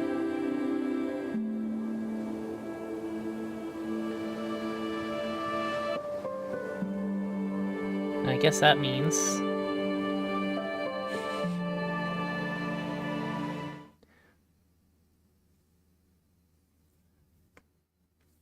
Yeah, you miscounted the 3, right? Alright, well... We'll be continuing with Esoteric Ebb in 2 weeks. But I will be playing Have Ever Seen a Cat 2, because that is a top-rated game I haven't played in my library. Next, or not the upcoming Monday, but the Monday afterwards. I will be gone all next week.